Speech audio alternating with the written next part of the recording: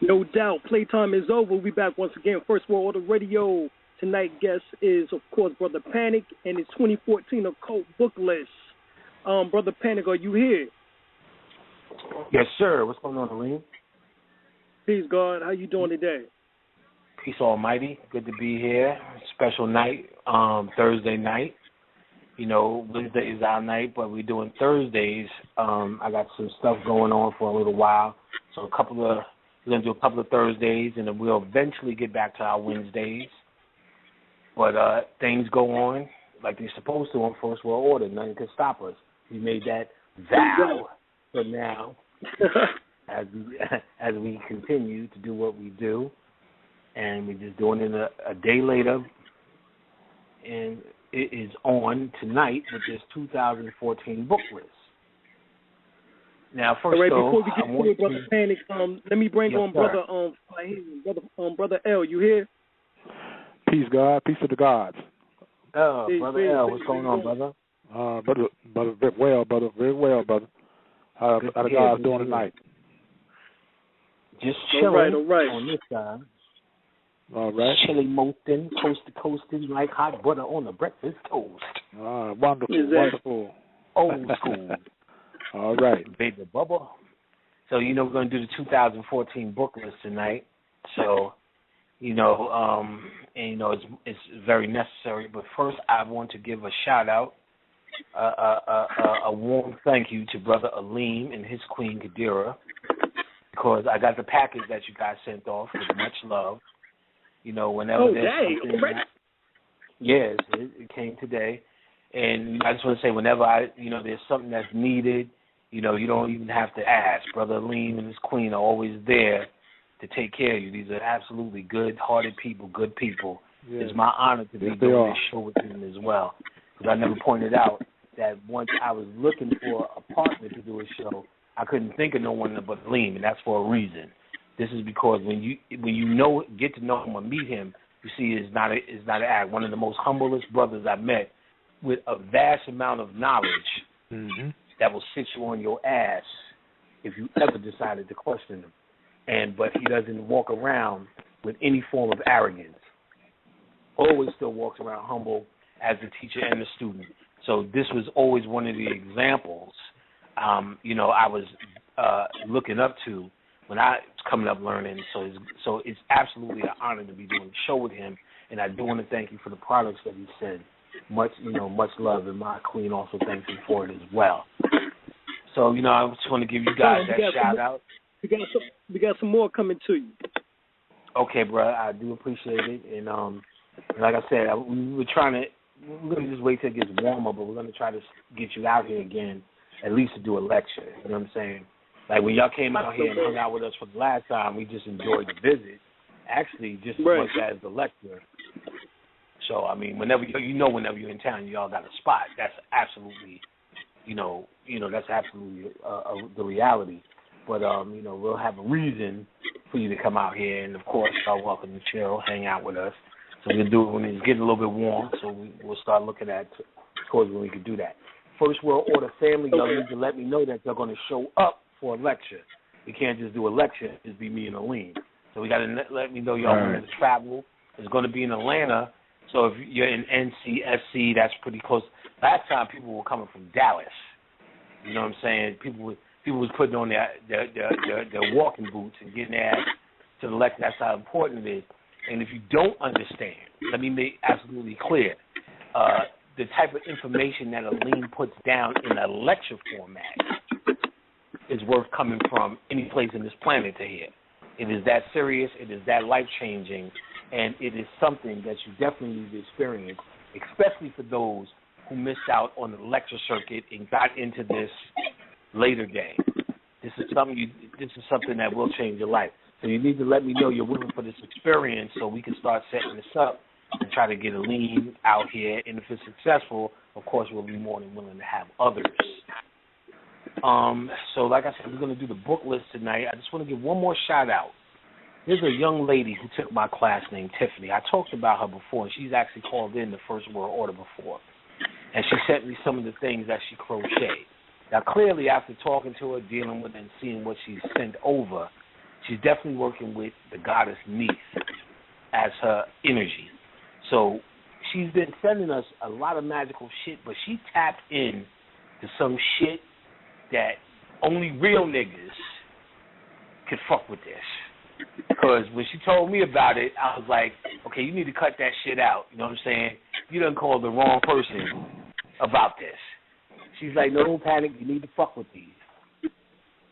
I said, well, go ahead and tell me the story because I feel I owe you that. And what she did was tell me about these motherfucking fairy slippers that she was crocheting. Now, I said, look, I'm anti-slippers. You know what I'm saying? Like, you'll never catch me in a flip-flop. That was when I moved down south, I said, that's where I draw the motherfucking line, nigga. Flip-flops ain't going to happen. Because y'all some flip-flop-ass niggas. You know what I'm saying? Y'all niggas go to church in flip-flops out here. So I said, look, I'm going to move to the south, but I'll be a motherfucking monkey's uncle if you catch me wearing a flip-flop. So 2 years later, as I'm wearing flip-flops, you know what I'm saying? I had to say to myself, I still have to draw the line and wear some fairy slippers. You know what I'm saying? Like, I need some form of dignity left. So when she goes, panic, you need to put on these fairy slippers. You will tap into this kingdom. Now, understand this. A part of the curriculum I teach in class is about the fairies. And usually in class, out of the many subjects that we deal with, people usually find something that they attach themselves to. Her in particular was the fairy work. She told me about all these plants and all this talking to plants and all the fairy work that she was doing even prior to the class. So she was in that fairy world. So her crocheting, she was blessing us with the fairy shit, the fairy hats. I had her make me blankets, shit like that. She's offered to make me other shit, and I've said no, scarves and shit. It ain't going to go down. I was like, don't even waste your time. But she insisted I put on these motherfucking fairy shoes. And I'll be a guy, she sent the shoes, and they look quite funny. But when I put these motherfuckers on, you tap directly into the fairy world. So let me tell you, this product right here is for gangsters, real gangsters, real fairy-ass gangsters. So let me tell you, if you want to contact her, just email me at panicpack@hotmail.com. I'll forward you her information. She'll let you know what it is. I'm sure she'll give you a nice price. She makes the colors that you need. And you get your ass some fairy slippers. Get them. You will tap in, especially anyone doing the motherfucking fairy work. Now, everyone who took my class should be on this shit. Because we dealt with the fairy shit. So you got something to wear while you're doing your fairy work. And anybody who's interested in tapping into that fairy kingdom, you got some magical shoes right now by this sister named Tiffany that is doing it. So if you need to contact her, panicpack@hotmail.com. I want to give one more shout out to the brother Jerry and his queen Sandra. You've heard me talk about them plenty of times, but they've come over. They've also come over and blessed me with some items, did some spiritual energy work for me, and I want to thank them for coming through. They dropped what they were doing. They have a busy schedule. In fact, they're out of town now, selling their organ, doing what they do, and in the midst of their busy schedule, for Brother Panic, they made time, came through, and did the work, and I do appreciate it, and I'm sure they're going to come back to do more, so I want to give them a shout-out. And if you don't know who Brother Jerry Miller is by now, he's the brother who's a craftsman who creates the organ pieces. If you don't know what organ is, I won't waste your time. You need to look it up to see how important this particular mineral is, this particular energy is, and what it does. It does everything in terms of upping your power, your energy, your strength, clearing out negative vibes, upgrading your food's energy, the taste of your food, clearing out positive ions, adding negative ions, and I'm sure there's at least 25 other things Jerry Miller will be willing to tell you himself about what organ does, and it does. He makes specialized pieces. His collection is off the hook. When he came over last Sunday, he brought me a few pieces that are off the hook. He brought me a grid that you can slide your food on. any plate that you're eating. So anytime you eat your dinner, you can put it on this grid to clear out the negative energy in your foods.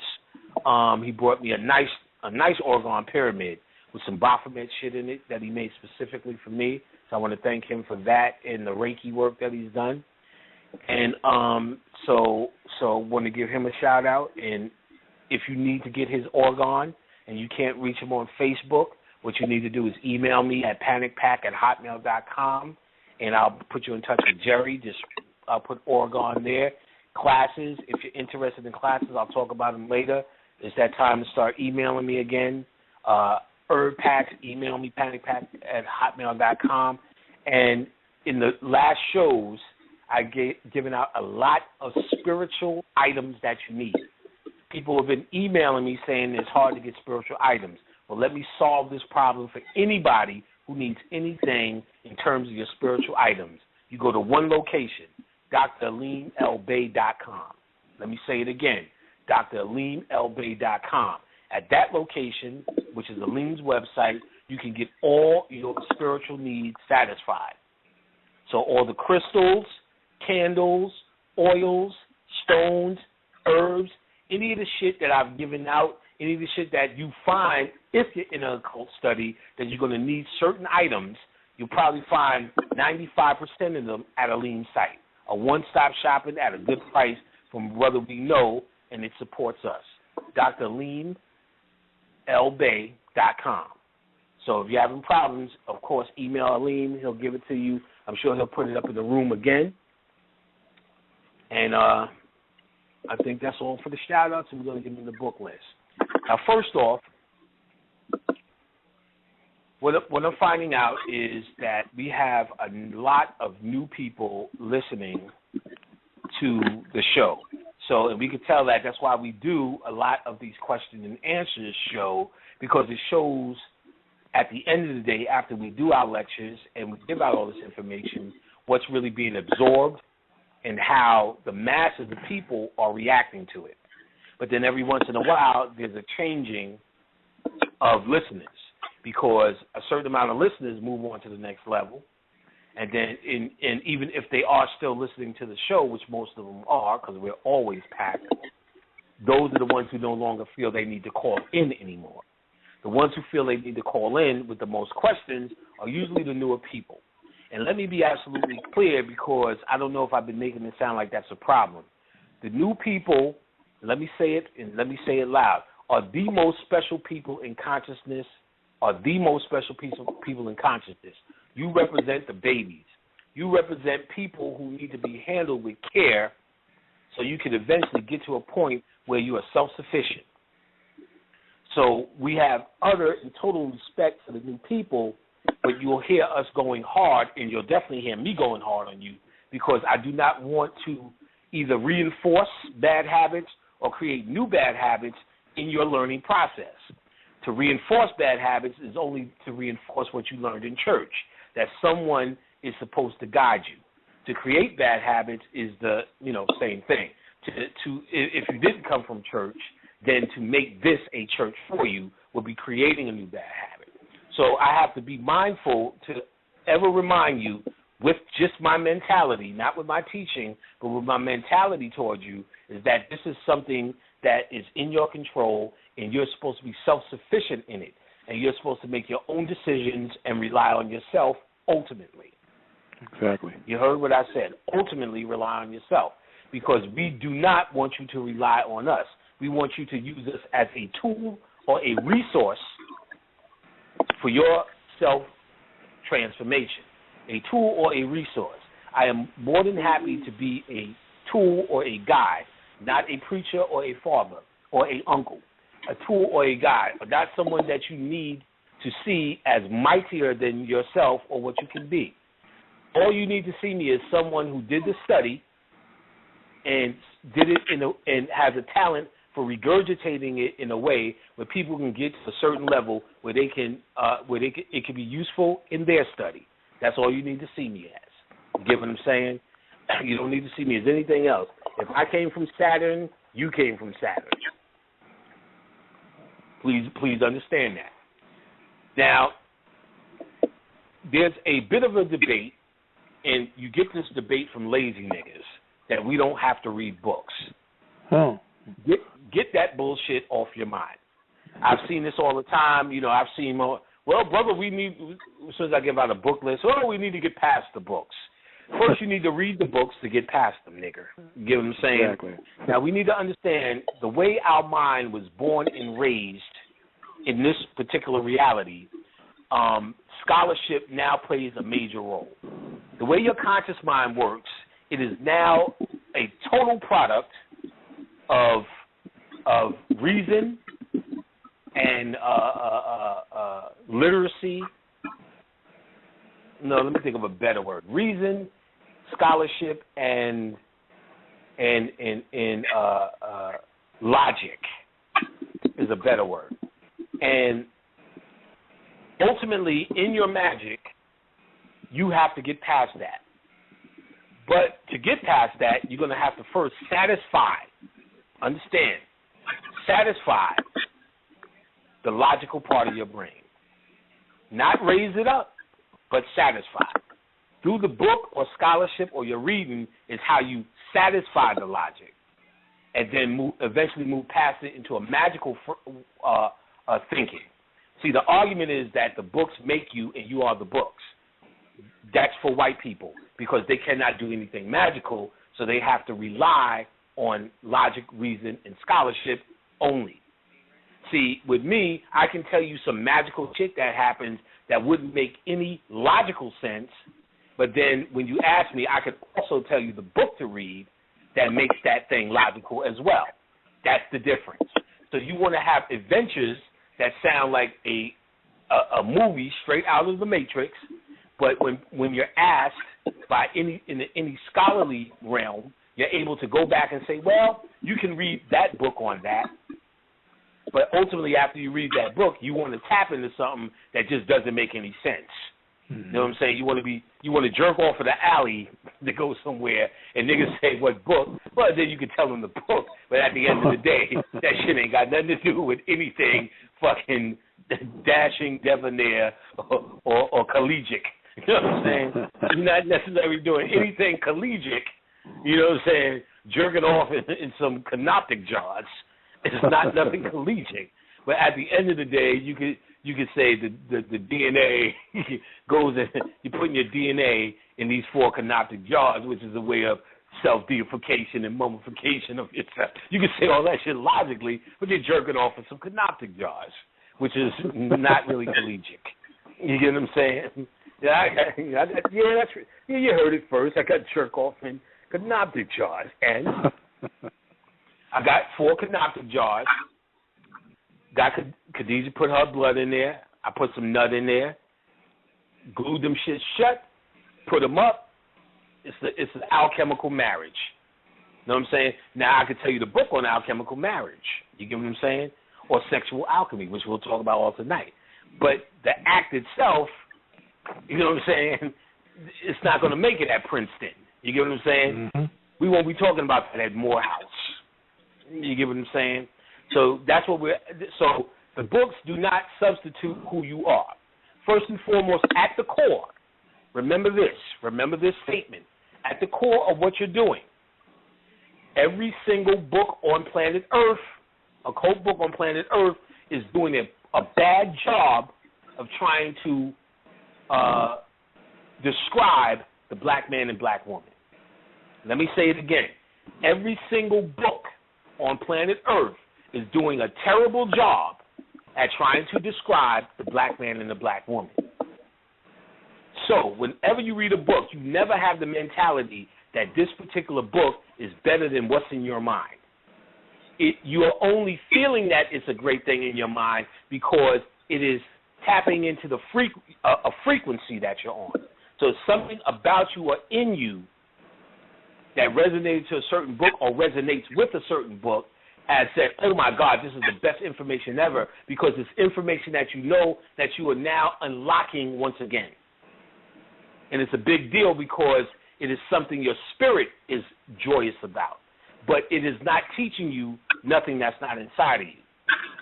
You will not read a book and learn something that's not inside of you. Everything is a reminder of something that's in you because, again, Every book is a description of the black man, the black woman, or your power, period. So every book is your bitch. Now, some of you also have problems reading books. You know, people, I'm not a reader. What I'm going to do tonight is I'm going to tell you easy books, because there are some authors that write with the purpose of trying to take complex information and breaking it down for a third grader to read it. And then there's some authors that are just masturbating. They take complex information, keep it complex, and because what they're trying to do is impress others on a scholarly level. But the more third grader books you read, the more you'll start to understand what these guys are calling themselves scholars, because, again, even the most scholarly of scholars still is a cheap imitation of the black man and the black woman, and you, of course, or the black man and the black woman's mind, and you, of course, own the copyright to that. So at the end of the day, you will find the so-called complex books are no longer complex the more you deal in that world of scholarship.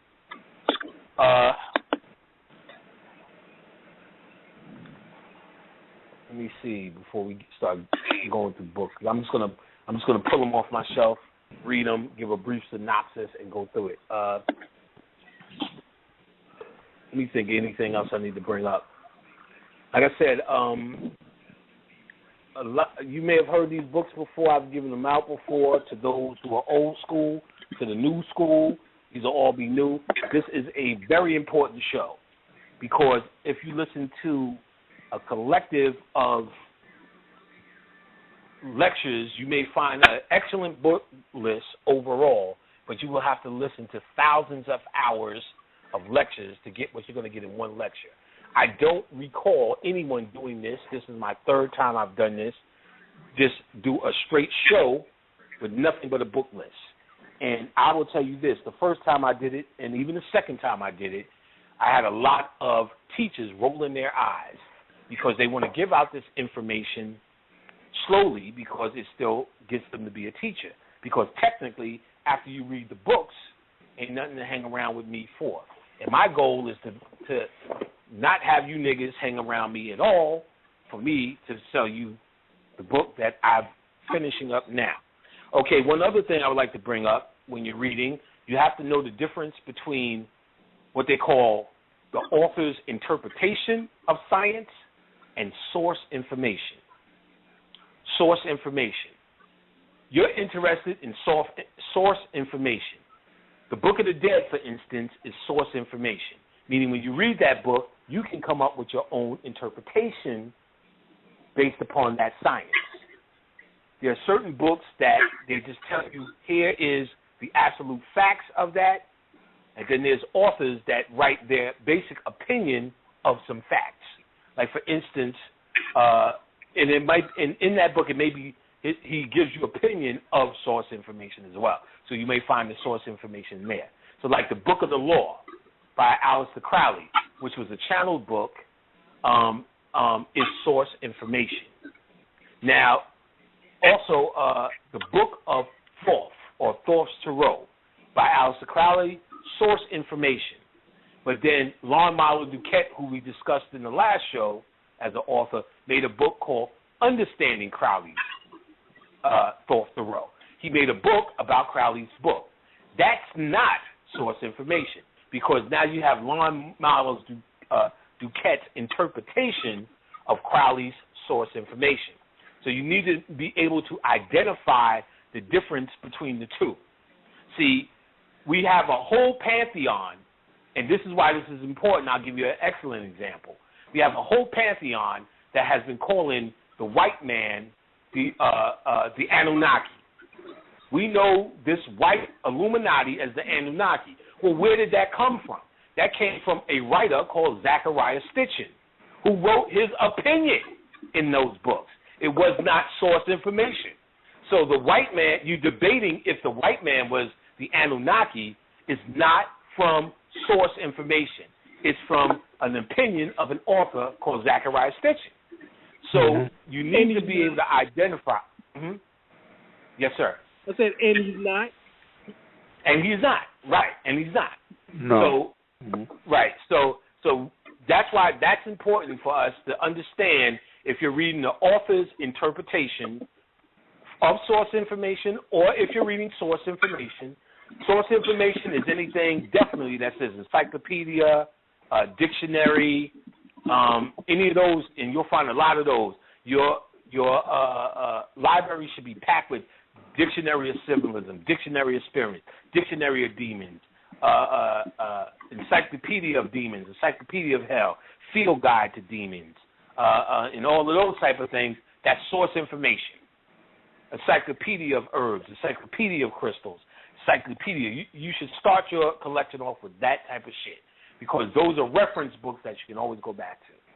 All right, we're going to get into some of these books now, and they're random. I'll just tell you the categories. They're not, none of these are like get these first or get these last, just get them. There's an author named Konstantinos, Konstantinos, Konstantinos.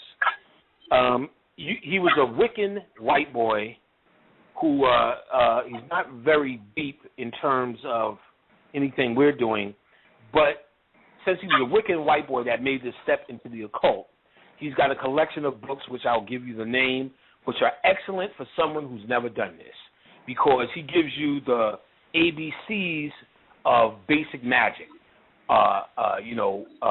West is wind, and north is wind, south is earth, water is west, and east is fire, and left is this, do this on Friday, do this on Sunday, do this with this moon, turn this to the left, turn this to the right. All the basic ABCs of magic, dark magic, and a magic mentality. He's a very good guy with cheap books. The books on his website are more expensive than if you get them at Amazon. He has a book called Nocturnal Witchcraft. He has a book called Summoning Spirits, The Art of Magical Evocation. He has The Witch's Familiar, and I'm sure I'm going to get more as I come up with his books from him. He's got about 3 more or 4 more books. Anything from Konstantinos is excellent. This is a good book if you can get it. Like I said, there's no particular order I'm giving this in besides categories. These are the little bit more darker magical books I'm dealing with now.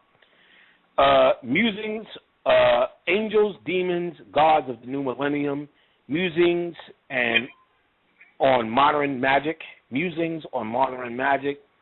by Lon Marlowe Duquette. This is the Lon Marlowe Duquette book. This is one of his old books, Angels, Demons, and Gods of the New Millennium. He goes through all the angels, demons, and gods, and he does emerald tablets. He does a good little explanation. Like I said, he's one of the guys that explains this stuff where a child can read it. So anything he does, get it. This is one of his older books. There's a book called Blood Magic, spelled Magick, Iseth.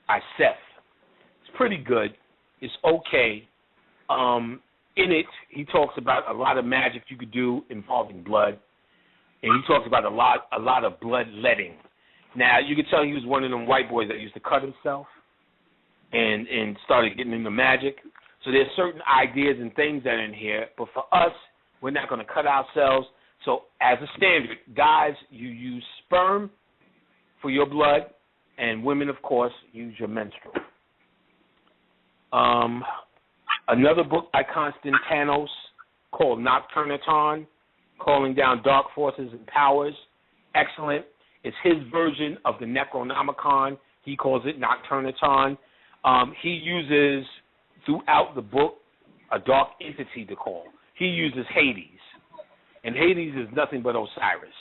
But, of course, that's the darkest thing he knows, this Greek deity. You can use any dark demon set, so on and so forth. But Hades is also ours as well. Mm-hmm. There's a book by an author called Kersey Graves. And it's the biography of Satan. Excellent book. Someone kept asking the same silly question about Satan when these things are easy to find on your own. I'm an advocate for you finding and researching shit on your own. There's nothing, I've done it, and there's nothing I can do. I feel that any black person out there cannot. An excellent book, question and answer. He goes through it in detail. He goes very hard at going through the stereotypes and shutting those down. Percy Graves, The Biography of Satan. A lot of these books I read a long time ago. I don't even remember half what these shits are, so I have to open them up. There's a book called The Book of Results by Ray Sherwin. I don't even remember what the fuck, and I got it highlighted and everything. Huh. It's just going through magic, going through some chaos stuff. Yeah, I see it has the chaos symbol. Looks like a good book. So, check it out. I can't remember. I read it, so it must be good. There's a book called The Pseudonomicon by Phil Hines. The Pseudonomicon is his take on the Necronomicon. The Necronomicon is source information. And when we get to the Necronomicon, I'll break that down more. Source information by one author named, what's the boy's name, who did the Necronomicon? H.P. Lovecraft. So, but H.P. Lovecraft, before he died, said the Necronomicon, he made it public domain, which means anybody can write on it, and all the occultists have, and they have their versions of it. Like Constantinos has the Nocturnaton. Phil Hines has the Pseudonomicon. And Phil Hines is the author of one of the Chaos Magics books, him along. Peter Carroll also did the Chaos series, which we'll get into. And in this particular book, he adds the Chaos understanding to the Necronomicon. Excellent book to read. It is a bit advanced, but I think people here can deal with it. The Black Arts by Richard Cavendish. Last name is spelled Cavendish. He goes into the dark side of the standard stuff. He does some Baphomet stuff. He talks about Euphrates Levy, the creator of the Baphomet symbol, and the go-to occultist before Aleister Crowley took over in the next level. So very good book with just a lot of facts on the black arts. Another one that's on the same level of that is called The Book of Black Magic by Arthur Edward Waite, Waite. Another excellent book, just on standard black magic, concept in the occult, old school. Both those two books, old school black art magic. Another excellent book, Taboo, Sex, Religion, and Magic. Taboo, Sex, Religion, and Magic. Christopher S. Hyatt, Ph.D., and Lon Milo Duquette co-wrote this with him. So another Lon Milo Duquette book, and we talked about him last week. And an excellent book, Sex, Religion, Magic, how it shows up in different areas, as it is a taboo, as it is in alchemy, so on and so forth. They go through it really good. Another good book, Communicating with the Dead, Reach Beyond the Grave. Communicating with the Dead, Reach Beyond the Grave, by Jeff Bellinger, Belanger. And in here, he gives you plenty of technique on how to talk to spirits, what to expect when spirits communicate with you, and many techniques on how to communicate with them. Another good book, The Magician, spelled Magician, A Study in Effective Magic by Philip Cooper. One of my favorite books, an easy read. It was out of print. See if you can get it on Amazon. And in it, he talks about deeply into the subconscious mind, what to expect from the subconscious mind in terms of how it's applied to your magical apparatus. Probably one of the most powerful and enlightening books you can read for those who are getting into magic. Of course, there's always The Art of War by Sun Tzu. Get the translated by Thomas Cleary edition. It's just a good book on letting you know how to operate, and actually it'll help you operate past humanity as well. How to stifle yourself in your emotions past humanity when you see the science within it. Okay, this is a very hard book for those who are in it. James Hillman, The Dream and the Underworld. It was one of the books they used in The Matrix. At least they claimed that they used to write the movie The Matrix.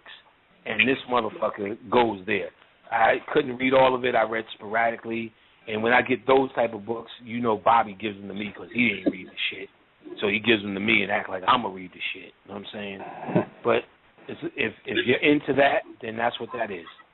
Peter J. Carroll, he made the Chaos books later on. He has a book called Cyber Magic, Advanced Ideas in Chaos Magic. He talks more about chaos magic in computers. Bobby actually gave that to me as well when I was doing the computers. Bobby also gave me this. If you guys could get this, this book is kind of hard, but it's kind of worth it if you are a big reader. Pan and the Nightmare by James Hillman.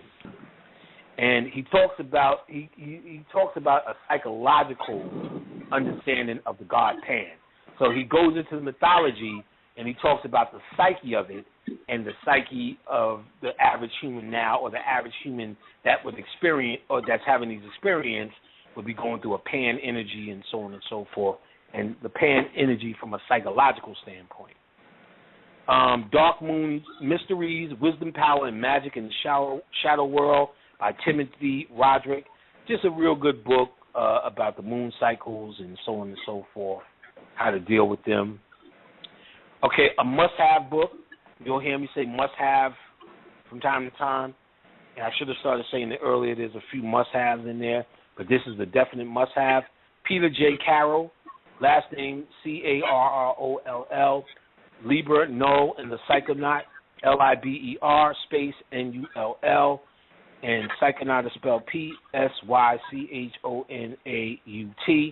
Introduction to Chaos Magic.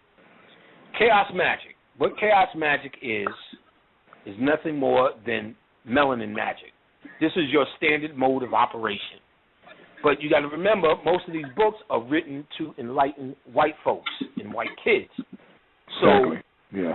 So them talking about chaos magic is talking about something outside of themselves, something that a mentality that they need to adapt, the same way Eminem tried to adapt rap, the same way they try to turn their hat backwards and try to adapt it.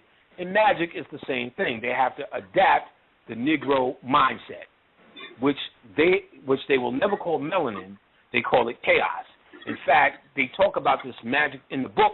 They talk about this magical substance, this liquid, this energy field, which is melanin, but they call it Kia. They will not say melanin because melanin has already been attached to the American Negro. So they will never say melanin. You have to look at code names for melanin based upon the action. And melanin is the realm of the chaos world, or potential. Chaos is nothing more than potential energy that you learned in school, that anything could be born out of the chaos realm. Creation is already defined. If I have a pencil, which is already created, then it has one job, to be a pencil, not a dishwasher, because we have created it and defined it for its role. Therefore, it's energy in motion, or dead energy. But potential energy has the potential to be anything, and that represents the realm of chaos. So chaos on Earth represents havoc, but the chaos realm in the occult represents potential, or before the God realm, because God is creation, or the creator. So before you were the creator, you were potential energy, a titan in the realm of chaos. So in that realm of chaos, or chaos science, is melanated magic. The sounds of chaos is the word the stuff that Aleem's been teaching you. Those are the sound of chaos or potential. That's how it sounds in the realm of creation. So that's why each time you have to think of something, you say because you're literally going into where the potential lies in the realm of chaos. And that's why white people say, you sound stupid when you say that. And You're actually going into the realm of chaos, into the melanin, or activating the melanin. That's why niggas used to hum when they used to do their slave game, because they were activating the pineal. And as Brother Wayne teaches you, if you stick your tongue at the roof of your mouth and hum, you actually start vibrating the pineal or the melanin, because that is the sounds of the chaos realm. So in these books, Leave It On the Psychonaut, he's giving you a scholarly understanding of chaos. So this is a must-have because you don't have to speculate. It gets right to the point. It's their rendition, but like I said, you need to satisfy that part of you, the doubting part of you, your twin to your true mind, which the doubting Thomas is also your conscious mind that doubts you at everything you do. So you have to shut it the fuck down. That's what they were telling you. That's what the Wizard of Oz is about when I broke down the science. Exactly. The Tin Man, the Lion, and the Scarecrow was aspects of her ego that needed to be appeased. So when they got to the fucking Wizard of Oz, he didn't give them shit, but shit that they felt they needed. You want to be smart? Well, here's a fucking degree. You're smart now. Ooh, I'm smart. Yeah, you want a fucking courage? Well, here's a fucking medal, you fucking clown. You was in Afghanistan. Ooh, you're a hero now. You want a heart? Well, guess what? It ticks. Appeasing her ego. You get what I'm saying? Appeasing her ego. That's what you do with your brain. That's what these books do. They appease your ego. So when niggas go, how are you doing such magical shit? Because I read this book and that book and that book. Now go read that and then tap in. You get what I'm saying? So I never questioned any of my magical shit in the beginning because I had the books to back that bullshit up. And now you're going to get past it. You don't even need it. Half these shits I haven't even seen in a long time. I just happen to remember. Also, Phil Hine, Prime Chaos, another chaos magic book. Adventures in Chaos Magic, Prime Chaos by Phil Hine. Phil Hine and Peter J. Carroll, Liber Chaos, Liber space Kaos, another chaos book by Peter J. Carroll. Must-have books. Must-have books. And understand that these books will take you to the next level. It's only trying to dictate nigger shit. All right, let me go get some more books. We ain't get nowhere yet. Let's only stack one. Put some of these back, and we're gonna get into another fat stack. All right, get these motherfuckers down. All right. And we're going to go harder, I'm going to go harder on the Necronomicon, but, well, just because I'm picking them in how I have them ordered. There was the original Necronomicon by Lovecraft, which we're going to deal with when I get to that section, but because Lovecraft, there was actually never a Necronomicon book. Lovecraft had a collection of writings which was actually called the Cthulhu Mythos. Lovecraft would have these dreams, but they were reoccurring dreams. But Lovecraft himself would say that this is no more than his fiction. This is just him good writing. So that went a long way if the author himself was saying this is no more than fiction. But the occultists who knew better, like us, would say, well, if you're getting this in dreams, and these dreams are reoccurring, like it was so detailed, he would dream one night and then pick up on that dream continuously to where there was these continuing stories from his dreams. There's no such thing as that unless you're getting a transmission. So the occultists knew this was the transmission while he himself said that. So moving on, later on, because he wouldn't put any impact on the occult, he was not an occultist, the occultists would do it, and there was the rumor of a Necronomicon book, which never existed. So by the 70s, all this was happening in the 20s, 40s, 50s, 60s. By the 70s, there was a bookstore owner by the name of Simon. And what Simon did was create, while many people were coming in looking for the Necronomicon book, and he knew there wasn't one that didn't exist, he said, because Lovecraft has made this free for everyone, I'm going to go ahead and make me a Necronomicon book and sell it. And he did. And it's very popular. He did it in 1977. It's called the Necronomicon, but he used a lot of Sumerian deities, which are powerful within themselves. So people were tapping into the Sumerian shit, calling it the Necronomicon. A lot of motherfuckers got fucked up. There was a warning in the book. A lot of white motherfuckers got fucked up. He's also made other books. After the fact, he made The Gates of the Necronomicon, which is story about the gates. The Necronomicon represents the gate, so he went in on that. He also made in the gates of the Necronomicon, he talked about the impact of the book he made in 1977. And that's when the Son of Sam came out. There was a gas shortage. I believe the hostages, like all the shit that happened when he dropped that book in 77. So it's interesting. You just at least need to know about it. Or if you want to get pure Lovecraft, you need to not be confused by what Simon has out. Because I see many people who are confused about that. And he also made a book called Papal Magic, the occult practices within the Catholic Church. So if you're not clear on that or you're interested in that, he tells you about all the occult science that you'll find in the Catholic Church. We seem to get interested when we find out that the Pope is worshiping a Black Mary, a Black Madonna, but yeah, that's just the beginning. He goes through it in this book, the hat, the this, the that, and everything, if that's your interest. I will tell you about the Satanic Bible by Anton LaVey. Anton LaVey was a Satanist, but this form of Satanism has nothing to do with what we're doing. So what you'll find is the average rock and roll white boy who says, I'm a Satanist, is following Anton LaVey. And what Anton LaVey was he made basically a satanic religion. So we have nothing to do with religion. So the idea is he worships Satan because Satan lets you do whatever you want to do. So anything other than church, you do that. And Sammy Davis Jr. was down with LaVey and all of that. Yes, so it became a very popular movement, and you'll hear little rock kids on that, but that's not occult. It is just, if you get the Satanic Bible, it'll be interesting reading, and you only would understand where it fits into this world. But it's nothing scientific about it. No. Now, you want to get the Book of the Law, a must-have, source information. It is a book by Aleister Crowley, and it is channeled information. So now, after you hear everything being said and done with Aleister Crowley, he never really broke through on fucking anything. At the time he was alive, the things he would do and say were radical for that time. If he said it now, he wouldn't even make a dent on YouTube.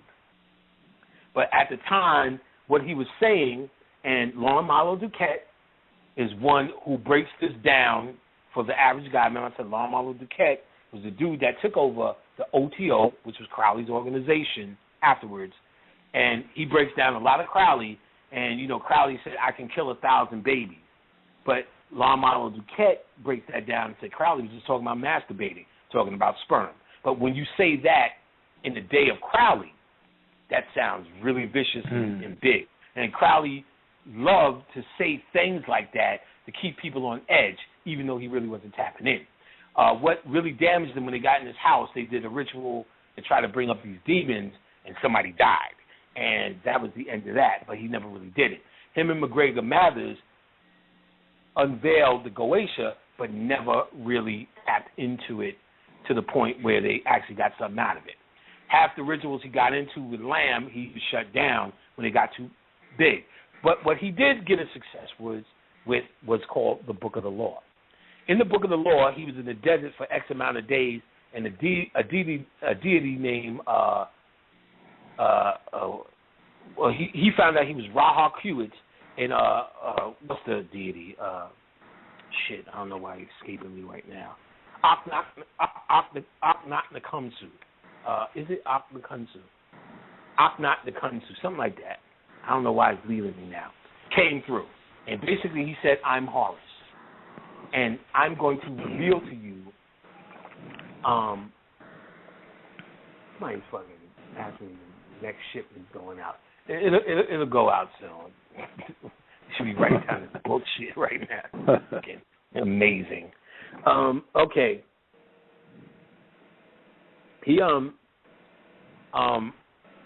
So there was a guy writing while Crowley was interpreting the channel, which eventually became the Book of the Law. And basically it was giving Crowley instructions for the new aeon, the new realm that was coming in.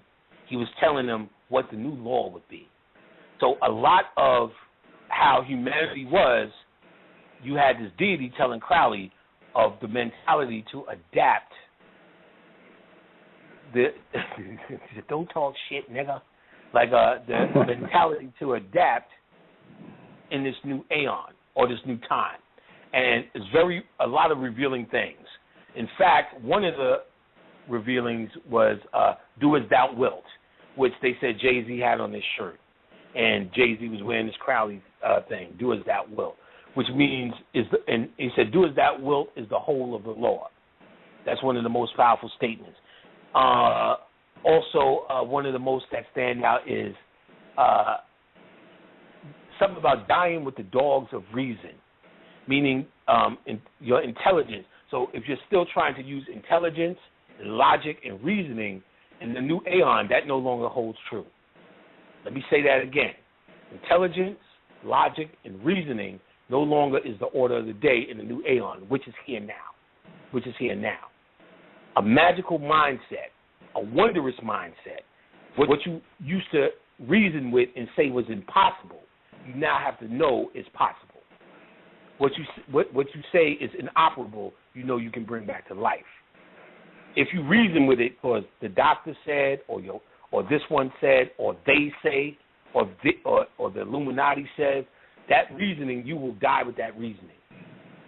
You will die with your so-called intelligence.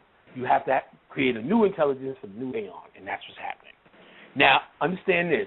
The Phil Hines, Peter Carroll books, the Chaos books, and the Book of the Law, for white boys who are in their step one of the non-melanated occult, follow those things like religion. That's how big they are, those books. So it behooves you to read those books to understand what's going on in the world of the occult, because that's the world that you guys are going into.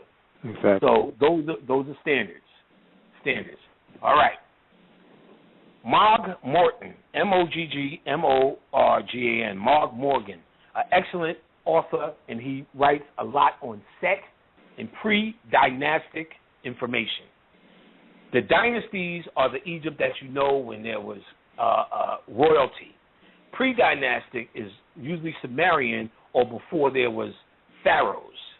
In the pre-dynastic Egypt, they worshiped Set.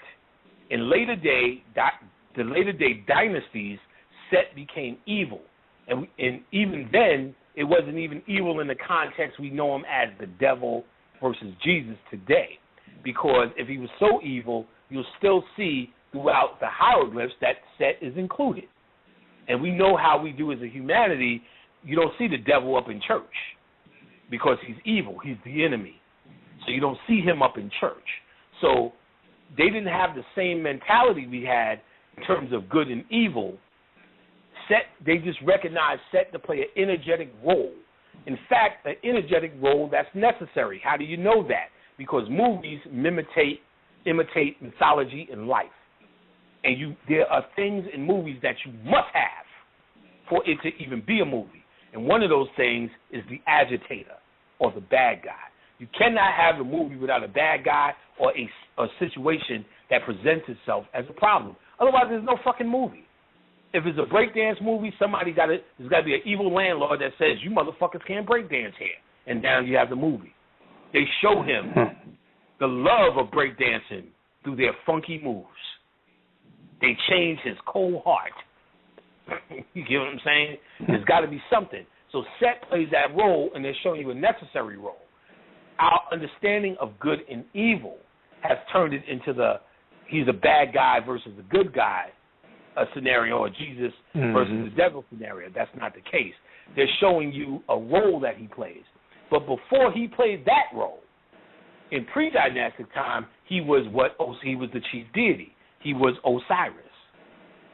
In fact, the Big Dipper, which is now the chest of Osiris, in pre-dynastic time, it used to be the leg of Set.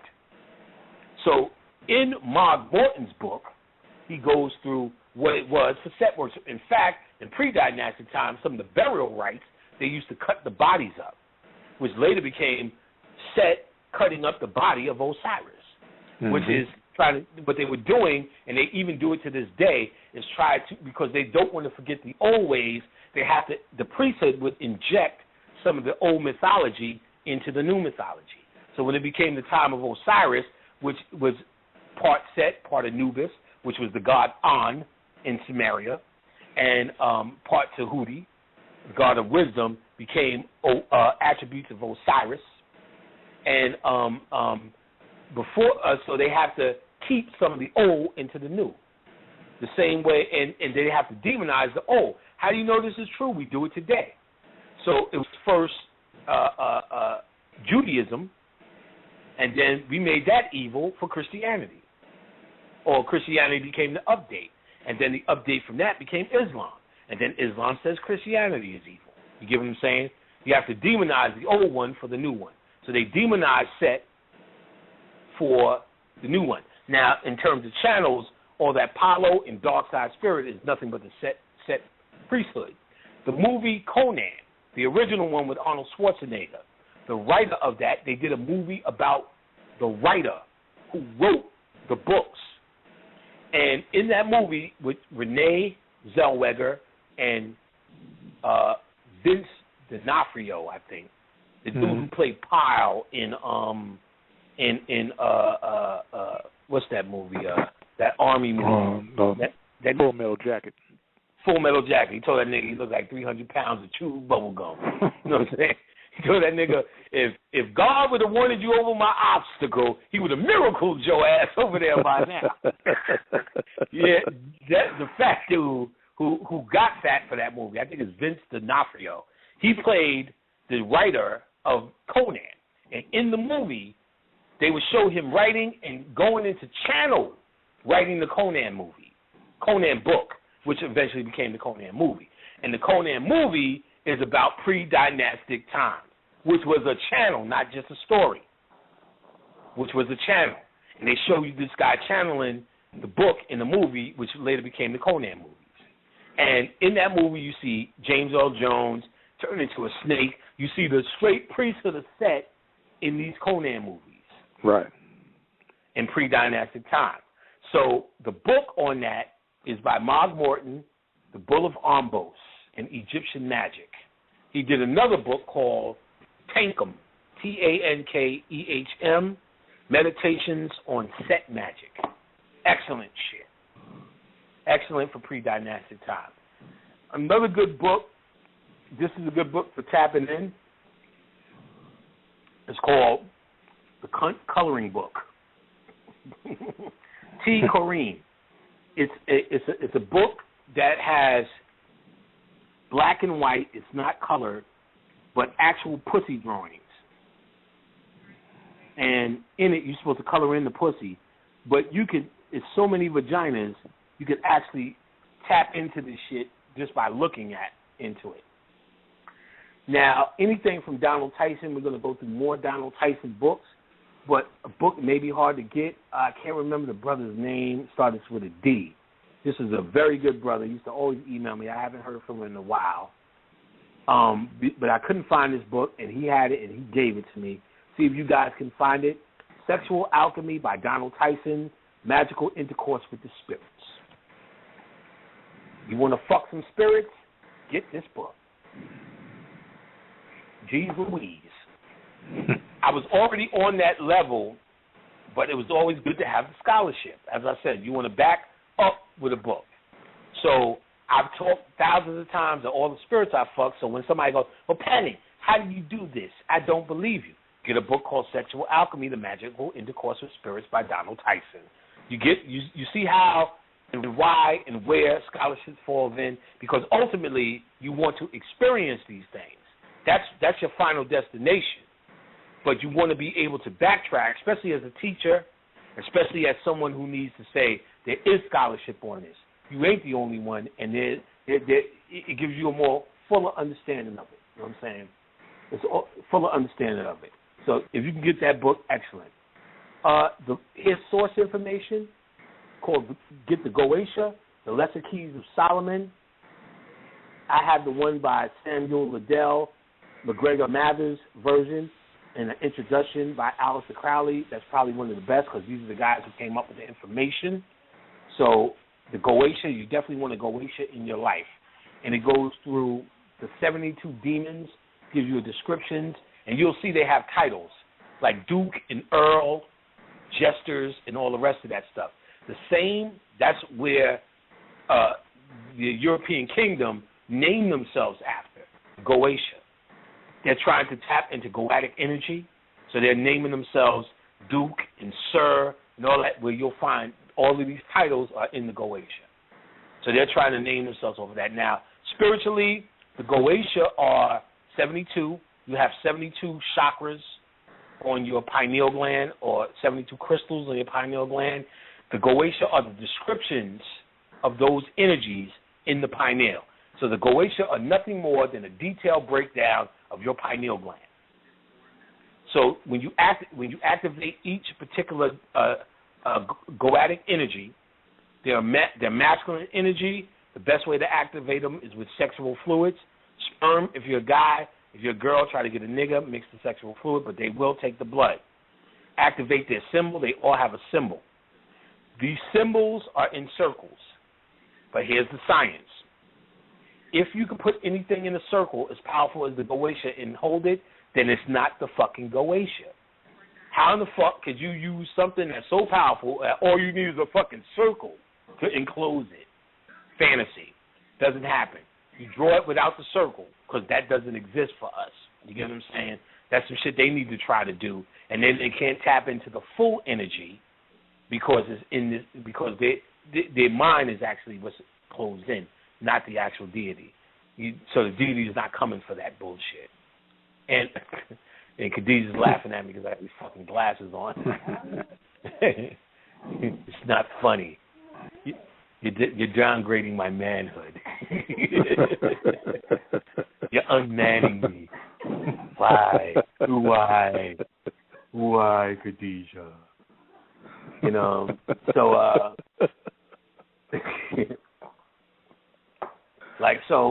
so you don't want to you don't have to use circles to use them. There's a white boy named Poke Runyon I talked about who made the point clear even for white boys. He's one of the dudes that he's a founding father of one of these groups that have been around, like the OTO, the ATA, and the ITI. He's one of the founding fathers who hadn't spoken for years, but said this shit has got so wicky-wacky that he felt he needed to speak because these new modern-day white occultists have fucked it up with this New Age movement. And what he decided to talk about was there's no banishing. He said, what's this bullshit about banishing, which I even get from black folks all the time? He said, what is this bullshit about? He said, you're going to waste all your time to bring something here. Fuck what you banish it for. It doesn't make any sense. Now, I said, okay, that makes sense if you're on it. But see, you got to remember, most white people cannot handle the energy that they're trying to call on. They cannot live with that energy. The only time I ever had to banish something was a while ago. I found out the name of my soul, and that's something that you have to do. You'll eventually get to in the occult, and it's advised that you tell no one the name of your soul because you can be controlled magically if people know that name. So when I found out that name, I called on that energy, and it's the only thing I had to visualize banishing it back into the ethers. Because it was just that powerful, it was damaging physical form. But other than that, there's nothing I've ever banished if I'm doing the work to get it here. Because everything I'm doing, I'm trying to get to live with me as a tool. Every single deity is nothing more than a description or an extension of your own power. It is sleeping within you, sleeping within the subconscious. To call on it, to do ritual, altar, statue, whatever it is, whatever methodology you do to raise that energy up is nothing more than you activating something in your own body. And once you activate it, I can't see you shutting it down unless it does not belong on planet Earth like the soul. All right.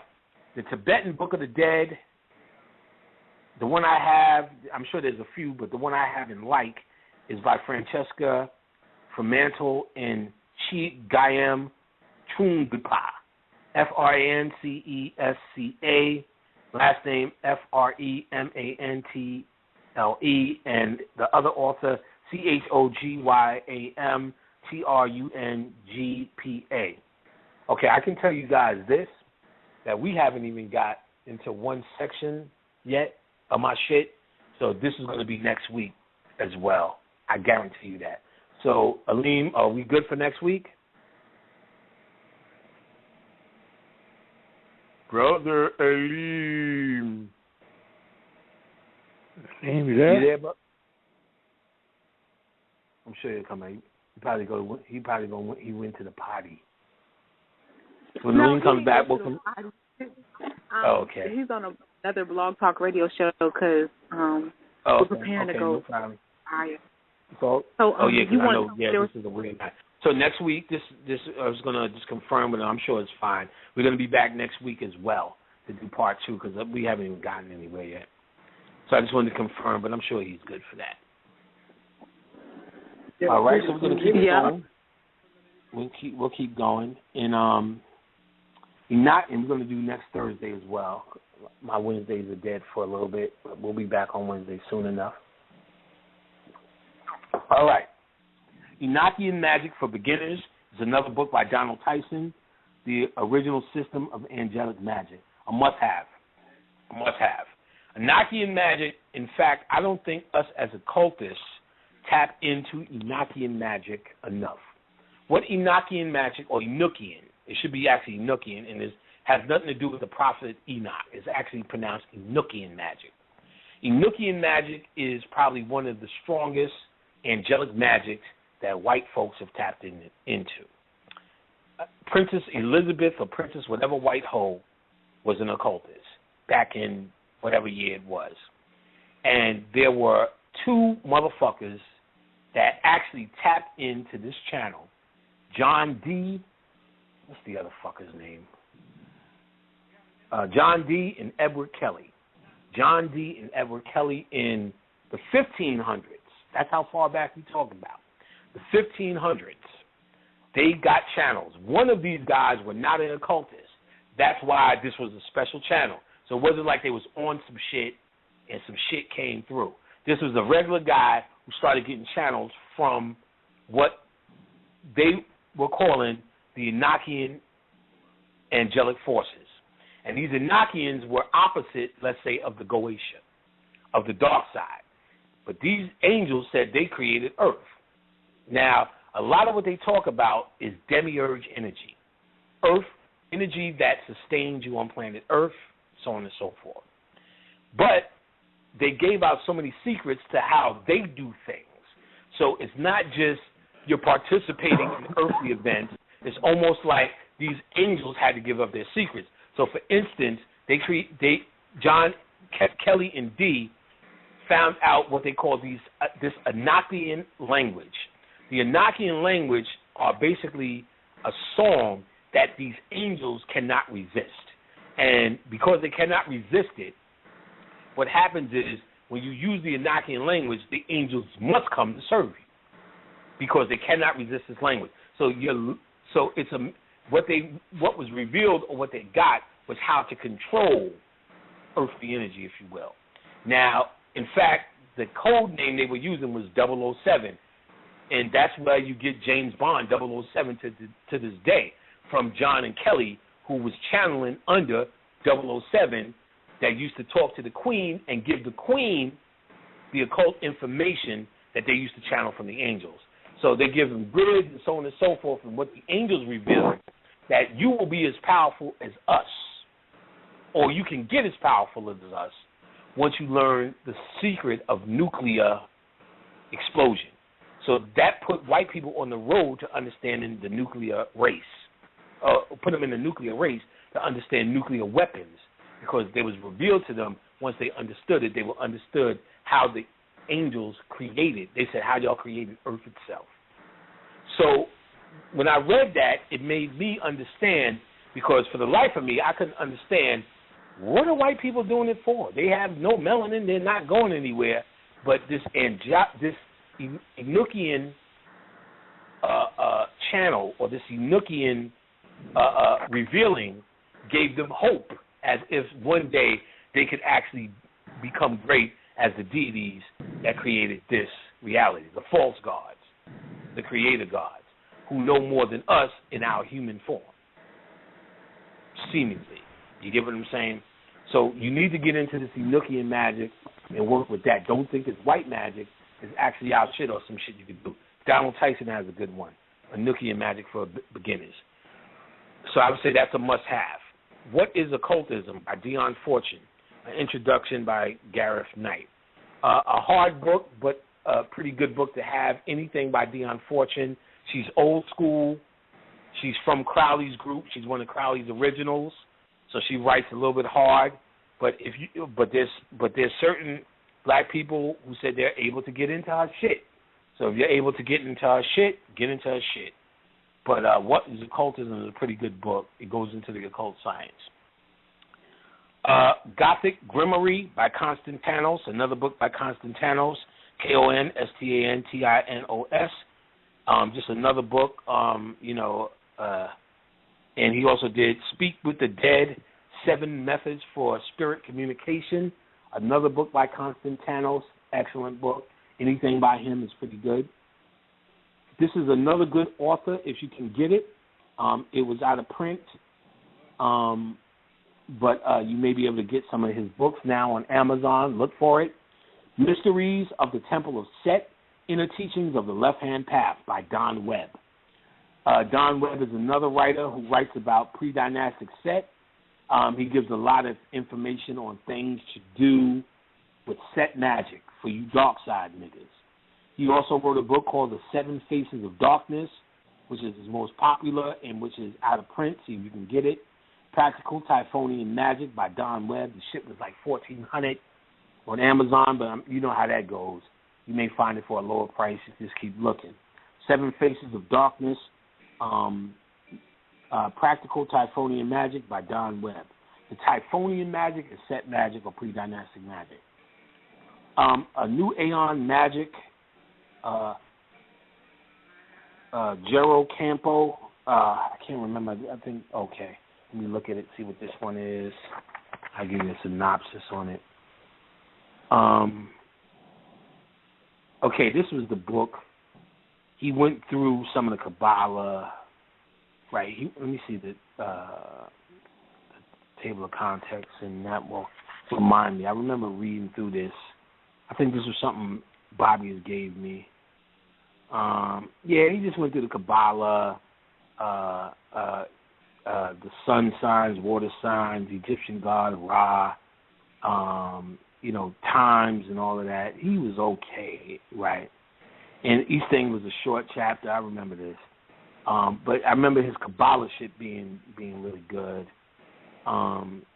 Gematria, he went through Egyptian gods, Greek gods, Thelemic gods. What is a Thelemite? Great work, right? It was just. I remember this being just a good book to go through real quick. Creating Magical Entities, David Michael Cunningham, Complete Guide to Entity Creation. He goes through it hard on how to create entities, different types of entities.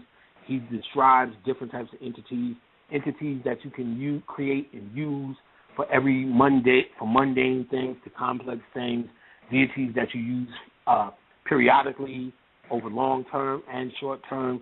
Excellent book and a very easy read. Okay, another excellent book and a must-have, Darkness Visible, Awakening Spiritual Light Through Darkness Meditation by Royce Haven and Simon Buxton. Darkness Visible. In this book, he deals with everything dark, the science of it, where it shows up around the world, the importance of it, and he takes the darkness out of the dark. So it has nothing to do with spooky. He shows in every society, all the initiation rites, the science of darkness, how to use darkness, how darkness is used, and what it does, I don't think they speak on it, what it does, it gets you past the idea of darkness being connected to ignorance. Darkness is probably used as one of the most high sciences in all African societies in terms of their initiation. They tell you the initiation practice was keeping people in full darkness for a certain amount of days, and then the pineal starts to see spirits in the darkness it starts to illuminate in the darkness, and you see a whole different world. In other words, the pineal comes online by staying in utter darkness for a certain amount of days during this ritual, and he goes into detail on how this is done, how it was done, and the many places in the world that it was done, not just in a few societies, but how it was done constantly all over. In fact, it was a standard understanding about this darkness meditation that we were doing to activate the pineal for spiritual transformation in initiation ceremonies. Now, another book, Psychic Vampires, Protection from Energy Predators and Parasites. I would say almost a must-have or a must-have, because you need to understand the concept of psychic vampires. Psychic vampires are people who drain your etheric energy, your spiritual energy. Each one of us has an energy bubble around us called our aura, generated by our emotions, which are generated by our chakras. You are always in a giving or receiving mood.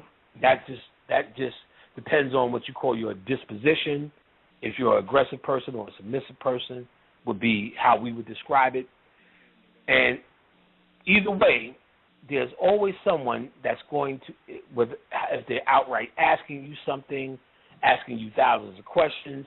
Some people could just stand next to you and drain your fucking energy. Some of us do that without even knowing that we're doing that. You get what I'm saying? So they're just motherfucking vampires. So, and some people know that they're doing it and drain that shit straight out. So all of that to say, when you read this book about psychic vampires, what you'll find out is how to do things to protect yourself from them. And you got to understand there's a lot of things in this society itself that drain us. You get what I'm saying? Just the news drains us by telling us all the invented bullshit that it decides to tell us in one night. You get what I'm saying? That drains you. I mean, you can go on and on for days of things that drain you. You know what I'm saying? And, and so when you read the Psychic Vampire book, what you will find out is techniques on how to block and maintain your energy, probably also how to build energy as well.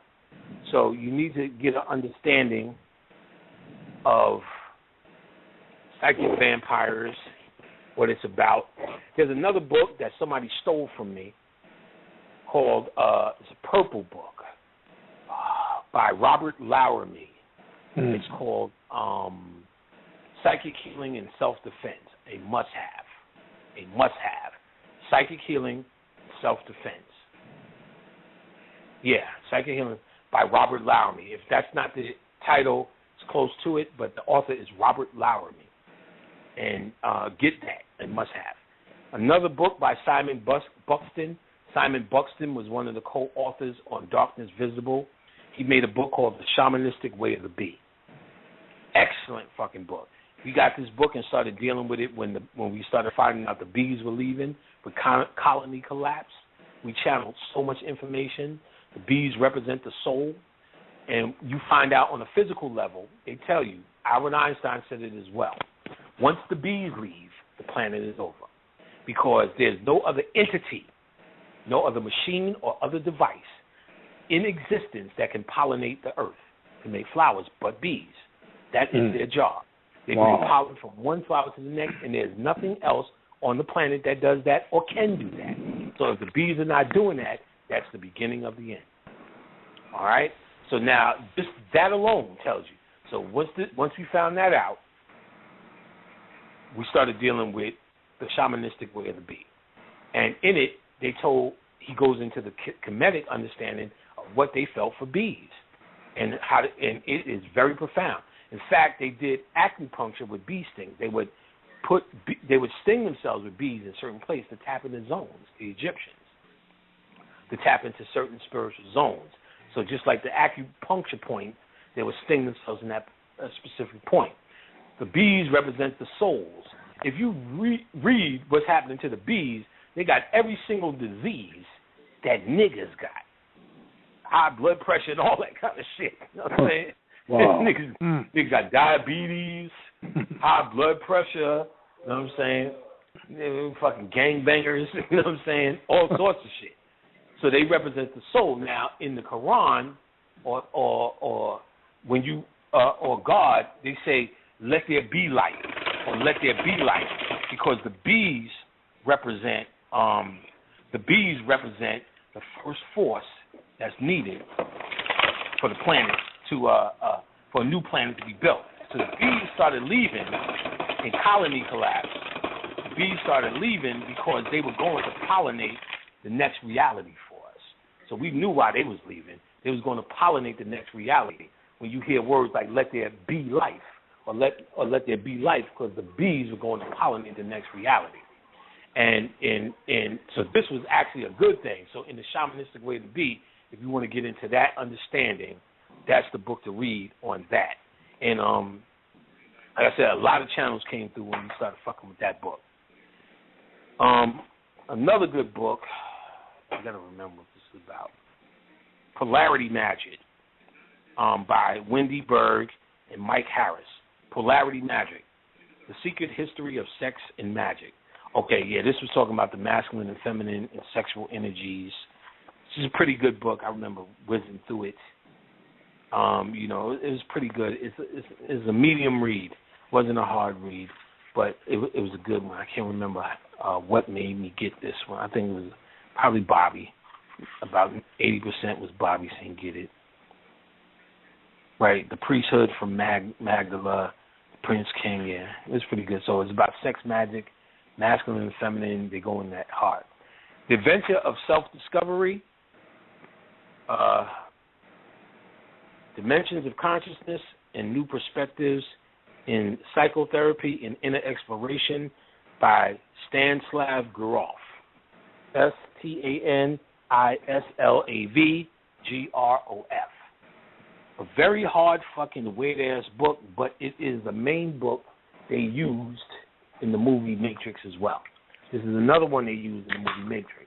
So you want to see where they got their shit from the Matrix, this is the book to read. He goes into a whole bunch of shit with drugs, though.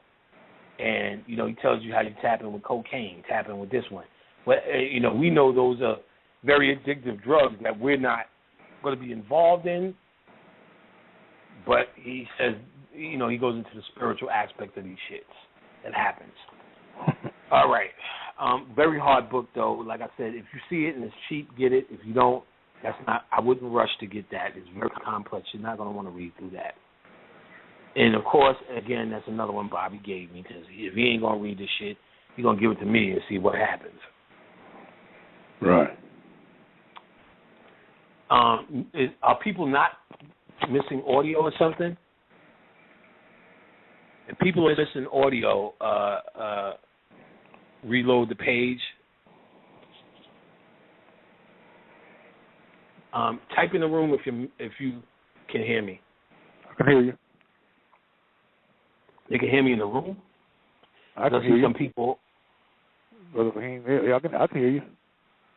Okay, people saying they can hear me. All right, so we gonna keep going. As long as we're being recorded here, loud and clear. All right, I got one. That's all we need. So y'all got to reboot your the chat room. You want to reboot the chat room? Oh, okay. And I don't know if Aleem's seen it yet. I started a group for First World Order Radio on Facebook. Search First World Order Radio on Facebook. We now have a group. That's where everything's going to go down. You want to contact Aleem, me, Brother L, anybody is going to go down there. Questions, we're going to do it like the same. All families invited. Questions, answers, fun, funny shit. You know me, you don't got to be all scientific.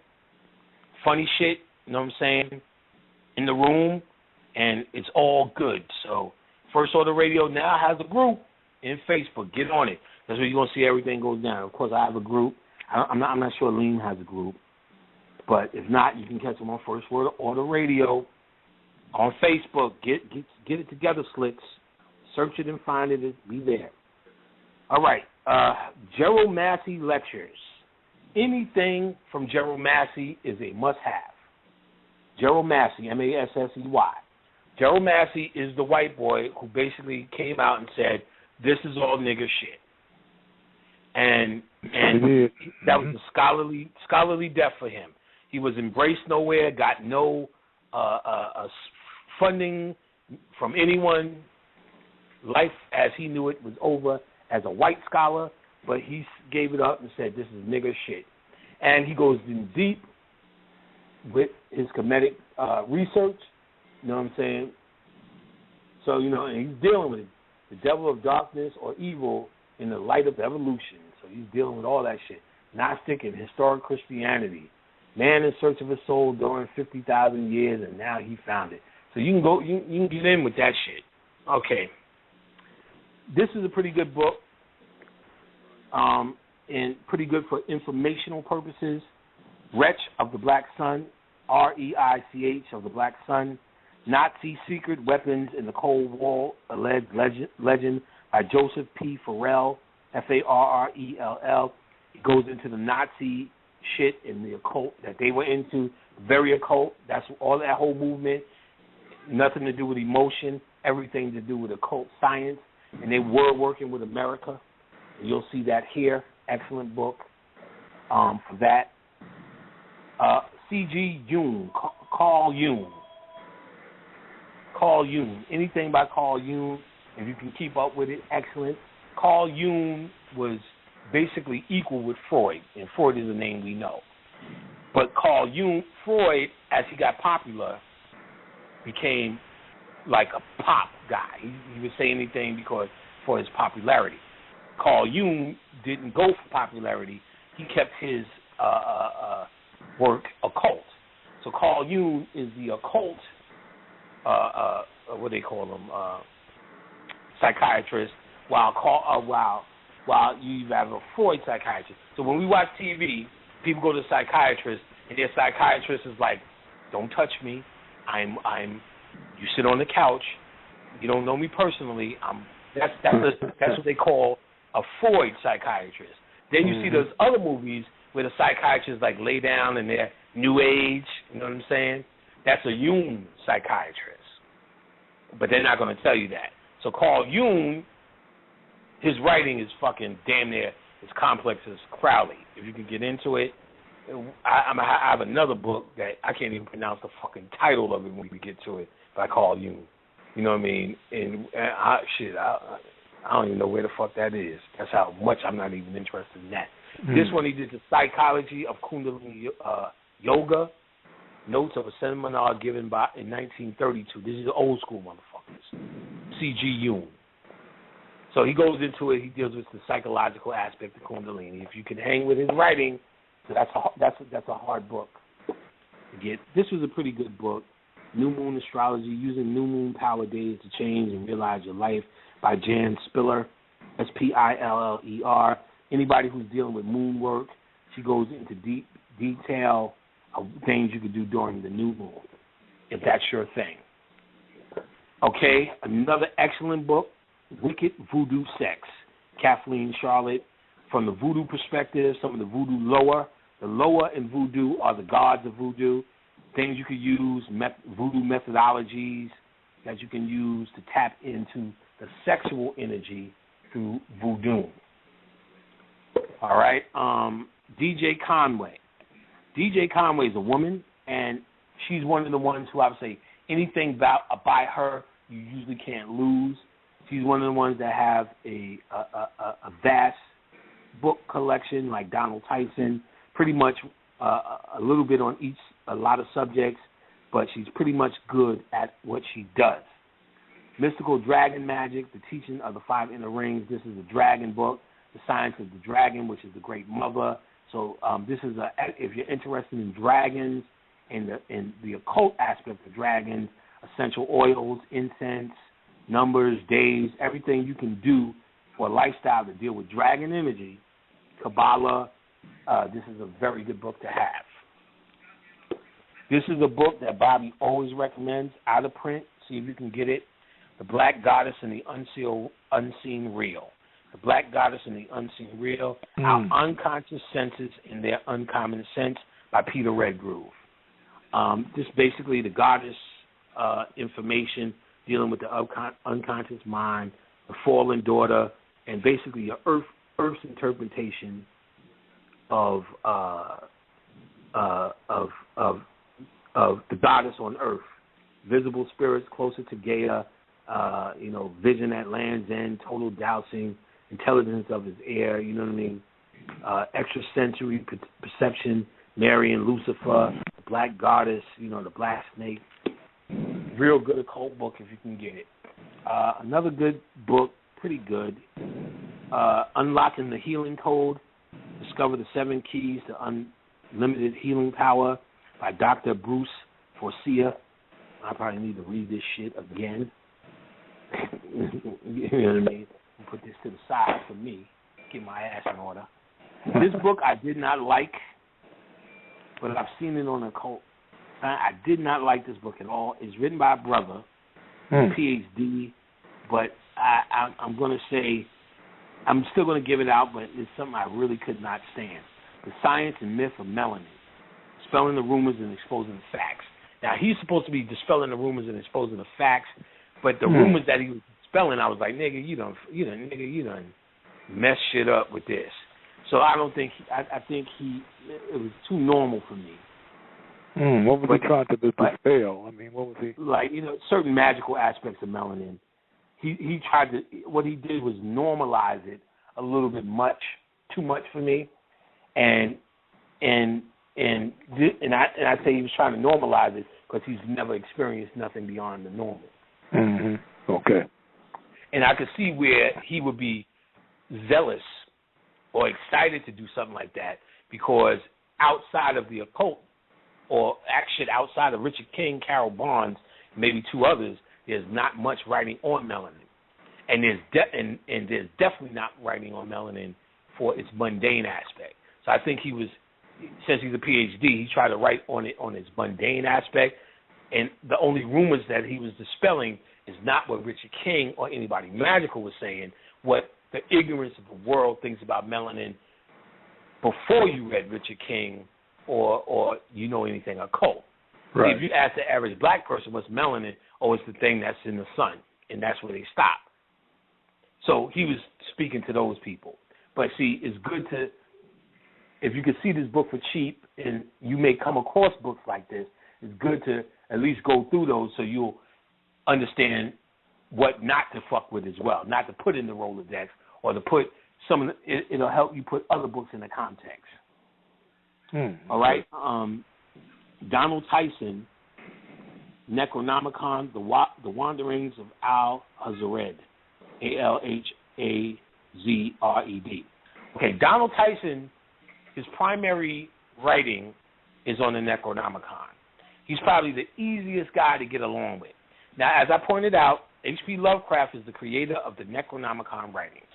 H.P. Lovecraft wrote his stories as fiction, which means to the occultist who's not interested or probably has gone past, such as myself, reading fiction, I will never read H.P. Lovecraft's books. But for us, as the occultists, what you have is a lot of authors who wrote occult information on this particular source information. One of the easiest to read is Donald Tyson. Now, H.P. Lovecraft originally wrote for a comic book called Weird Tales, and it was just short stories. And so it was written his writing was in a comic book context, even though they were profoundly scary.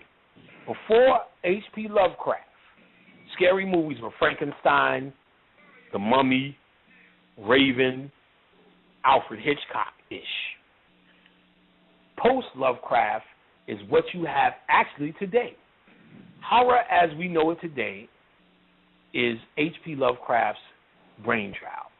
Stephen King tells you straight out, I am a bitch of H.P. Lovecraft. H.P. Lovecraft is basically my inspiration in everything. So to know Stephen King, which is something from our time, he's nothing more but an imitation of what Lovecraft was doing. Mm-hmm. All right. Now, the occultists that have written on it have taken his writings and and took them to the occult level, added them to the show, because they have been called Lovecraft's mythology, so they lined it up with other mythology, so on and so forth. What came out of that were basically 7 major deities. The chief of that deity was a deity called Cthulhu. Cthulhu is the sleeping monster that lies at the end of the ocean. I did a whole chapter in my book where it's the body and so on and so forth, so I'm not going to go into detail now. We could do a whole Necronomicon show. But basically, you can link him to Osiris. He will return. Once he returns, he destroys humanity. What happens in the body, they're just talking about your inner brain coming back online, and you're destroying your human thought, as opposed to the end of the world scenario. Human thought is over. Your primal thoughts or your primal urges come back. These primal urges are known as monsters. The same way Lovecraft deities are depicted as monsters, which are only descriptions of energies within you, which are technically monsters. Your humanity stops your monsters, because if you could walk and fuck any girl you want to fuck, you do it. But your humanity says, I cannot do that shit. I'll be getting arrested. You know what I'm saying? If you could give titty hellos, hello, I would like to suck your titty. Well, go ahead. Niggas would do it. But you do not do it because humanity says, this is some obscene shit. You know what I'm saying? Right. That's deserving. So your humanity is actually stopping you from doing what would be monstrous behavior, which is in you. See, your monstrous behavior has been taught, humanized as a kid. You would shit on yourself, eat cookies for dinner, ice cream, beat up your sister. All the shit you did is this, shit in the tub. All the shit you did as a little child. You know what I'm saying? You ever just lay there and go, okay, I got to pee? Well, fuck it, I'm going to pee the bed. You ever do that shit when you was little? Like, you already pee the bed. You know, you already wake up, fuck it. My shit is already soaked and pee the bed. You ever sit there and go, fuck it? You know what I'm saying? Just pee. Like my pops, when he had a stroke, he was like, he had a 100% recovery. Niggas couldn't figure out. They told me, if he recover from this one, he's going to be learn how to figure out how to wipe his ass for 10 years. I'm like, okay. I was doing his death rites. Boom, came back. I'm like, oh, shit. Oh, thank you, Obatala and Oshun, for putting seeds in my watermelon and bringing my father back. Now, this nigga's up, regular, normal. He's like, we like threw all his shit away. We only had a suit.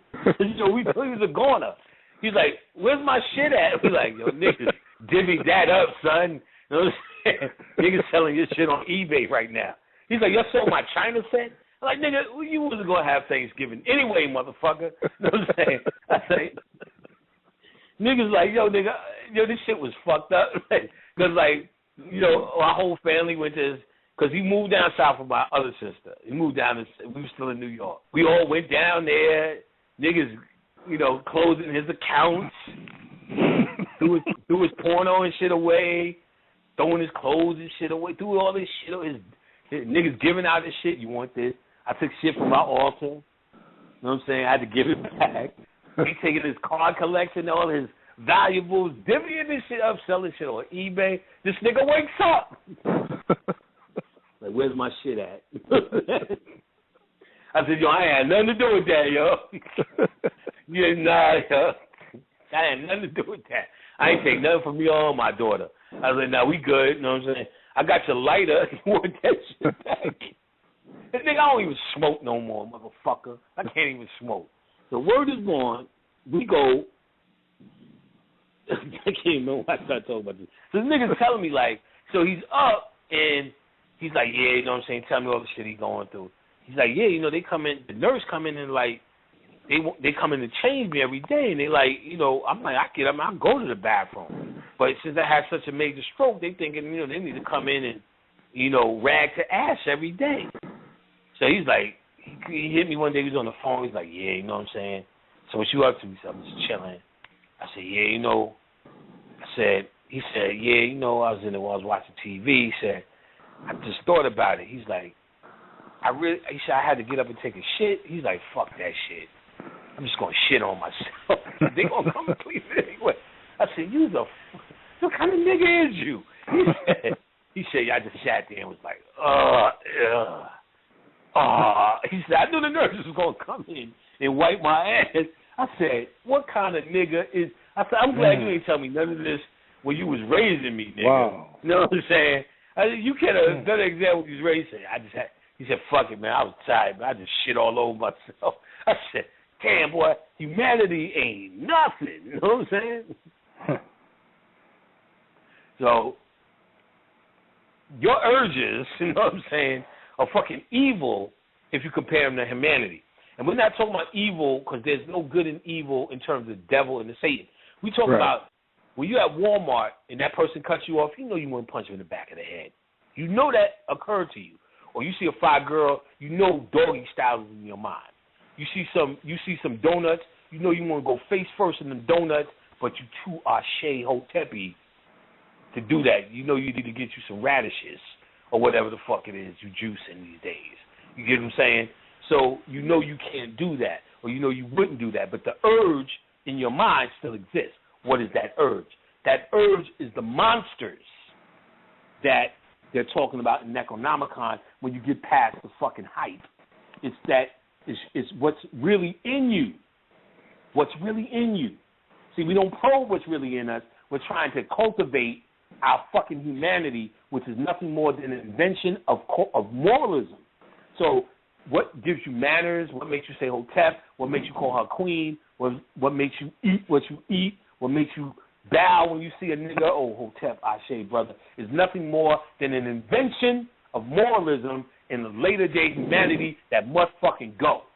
See, when you're not in humanity, these urges, these monsters, because you live in your own mind and you are only impacting your own mind, it doesn't hurt anybody. If you do it down here, titty hellos, you impact another individual. If you do that in your mind, you're only living in your own reality, your own mind, so you're only doing it to yourself, for yourself, by yourself, FUBU, nigga.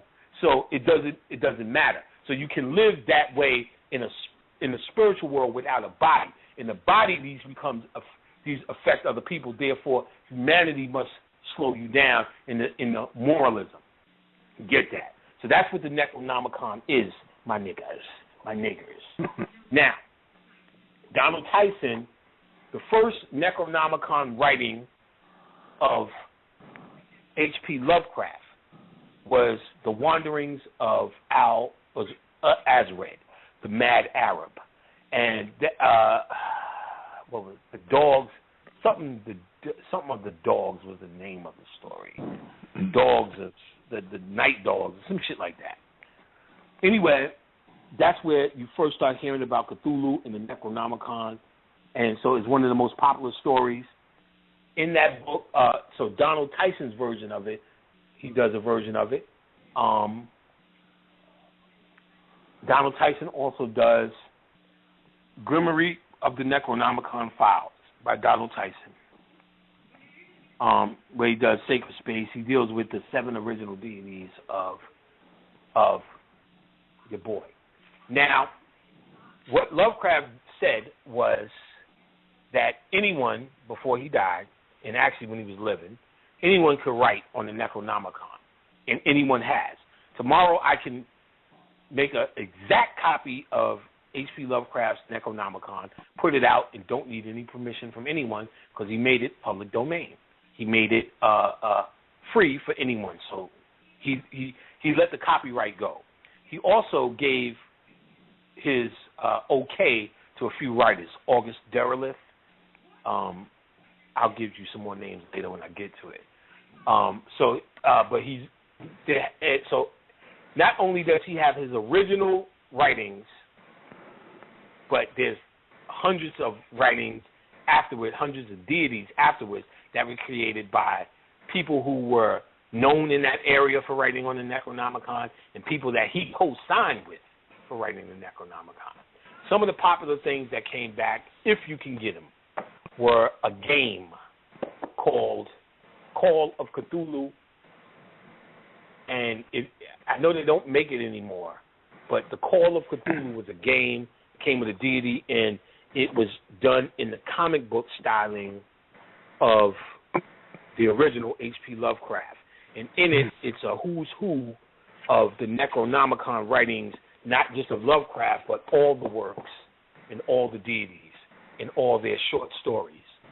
So excellent if you can get the Call of Cthulhu on Amazon, or even better, there was a series called GURPS, G-U-R-P. They did very hard occult information. They did a Voodoo GURPS, and they did a Cthulhu Punked, something called Cthulhu Punked, Ancient Horror Crawls into the Dark Future, by Steve it's by Chris W. McCubbin, Steve Jackson Games, if you could get any of the GURPS. Brother Azariah used to sell reprinted copies of the GURPS. And while we're here, I'm going to mention a book. I'll go back into Lovecraft's fiction books later, the stuff that he wrote in some of his authors, but those are basically the occult books on Lovecraft. I'll go back and you'll see more may come up as I go, but I'll go into the fiction later. But I have a book because I'm thinking of Brother Azariah, and so I know he's calling me an asshole for this. So just to show him that I'm an asshole, but I am no asshole in this context. He lent me a book that I still have, and if he wants me to mail it to him, I will mail it to him. I just was looking at it just now. Let me find it. It's called, he was so kind to lend this to me. It's called The Science of Superman, and it was out of print, and he still lent it to me. I got to find it, and I just seen it when I was there. Did I pull it to the side already? Okay, I did pull it to the side, so we're going to get to it. All right, let me give you a couple more Necronomicon books.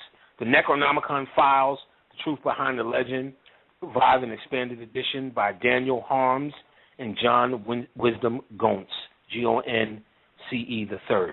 In this book, they talk about the three places that Lovecraft has made an impact. First, in literary, because he was a writer. Second, in movies. And third, in the occult world. So those are the three places where the Necronomicon shows up. And now, Freddy, Jason are Necronomicon movies. Cabin in the Woods is a Necronomicon movie. What's that movie with The Frighteners is a Necronomicon movie. An actual Lovecraft written movie is an old school movie called The Reanimator. Used to be a fun movie we used to watch back in the days. But Lovecraft, that's a story written by Lovecraft. Phantoms is a Lovecraft movie. When you hear that something black has returned, something from darkness, something ancient has returned, that you always hear that kind of thing. They're talking about Necronomicon shit. The old school movie, The Blob, Necronomicon. Creature from the Black Lagoon, Necronomicon. The Relic, Necronomicon. And I'm missing 30 other movies that are Necronomicon movies. Another good book to have, Encyclopedia of the there's another Necronomicon first. The Cthulhu Mythos Encyclopedia by Daniel Harms. Excellent. He goes through because you may be hard to get that Gurus or that Call of Cthulhu book for that long list. Then from the Cthulhu Mythos Encyclopedia goes through that whole list. It goes through all the deities that were original Lovecraft and people who were co-signed as Lovecraft writers as well. Okay, another excellent book, The Field Guide to Creatures That Cannot Rest in Peace, The Encyclopedia of the Undead by Dr. Bob Coran. Excellent fucking book. I would say this is a must-have. He goes through vampires, werewolves, zombies, and voodoo. So all the mystery stories, what's real, what's fake, history, where certain mythologies and stories originated from in this book, Ghouls and Golem, and he goes through the terrors of H.P. Lovecraft. So if I haven't said enough about Lovecraft, this book gives a clear, detailed biography of everything, his impact, how he come as a man. Excellent book. Encyclopedia of the Undead. And this is the book I was talking about, The Science of Superman, The Official Guide to the Science and Last Son of Krypton by Mark Wolvington. Excellent book. They go through this book. They did this for a while. They did this and they stopped it. They did it as if Superman was a real man and he really came from Krypton. What would the science be? And if you read through that book, if you can get this book and read through this book, you'll find the science that they was dropping on Superman is all nigga science. And so Krypton, they was using Krypton and all the Superman mythology that we know, but they were applying it to real sciences. And when they applied or paralleled it to real sciences, it was nothing but niggas. Excellent fucking book. So, but it is Brother Azariah's, and I got to contact him if he wants it. I'll mail it back to him. Another good book, The Maiden, The Mother, The Crone, another DJ Conway book. I told you about her. Anything she makes, get it. The Three Faces of the Goddess.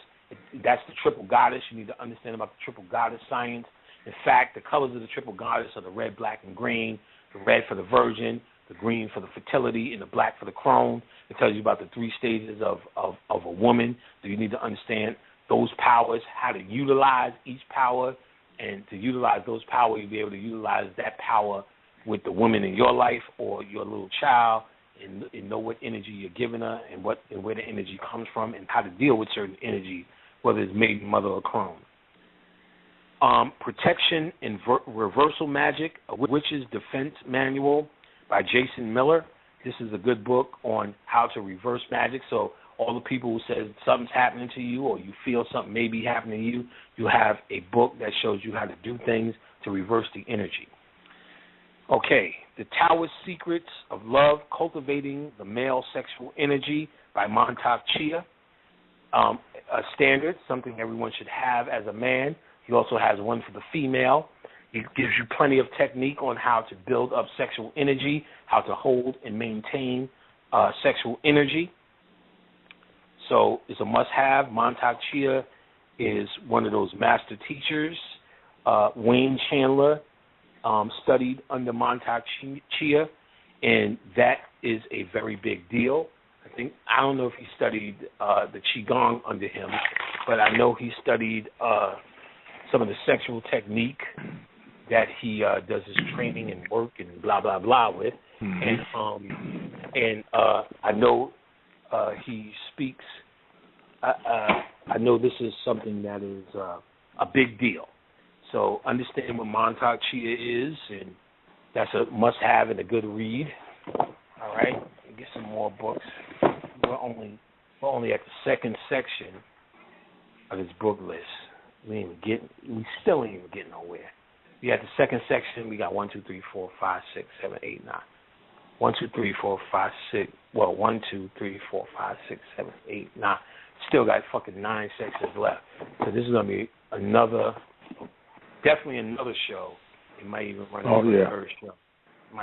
a third show.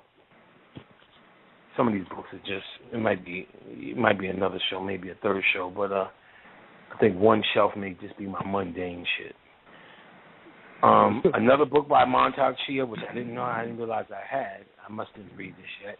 Healing Love Through Tao. Somebody must have gave this to me.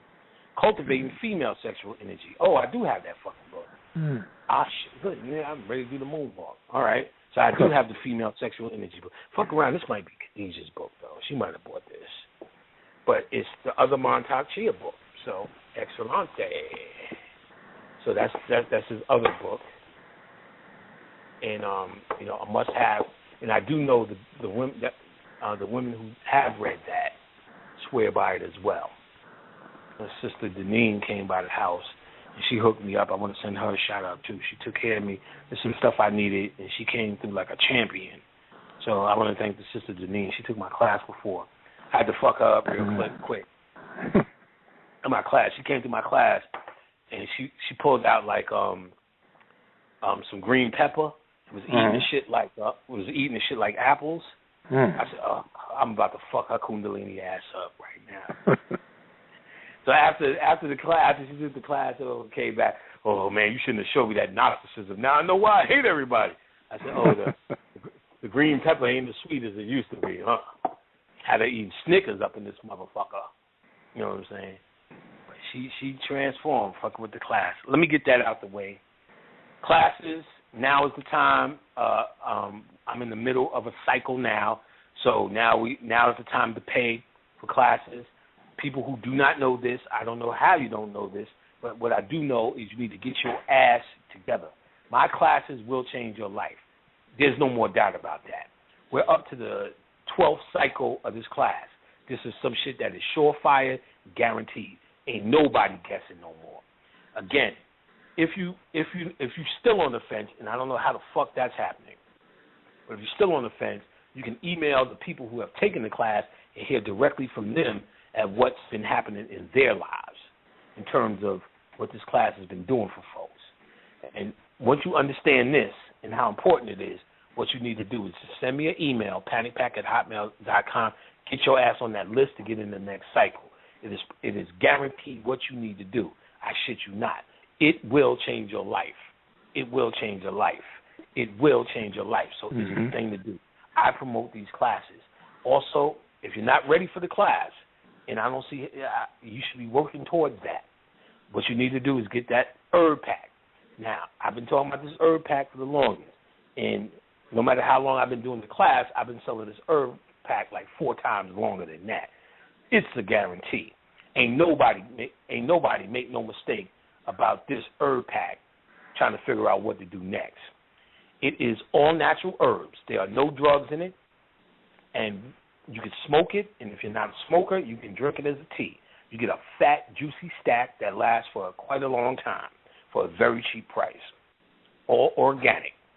Once you intake the pack, what it is medicine for your third eye, your pineal gland. It will help to activate your pineal gland. It will help to activate your pineal gland. What you will notice, and people have told me over the years, at least 30 to 40 different things that they have noticed and changes in their life. Everything from eating habits have changed better. People have stopped smoking weed. People have stopped smoking cigarettes.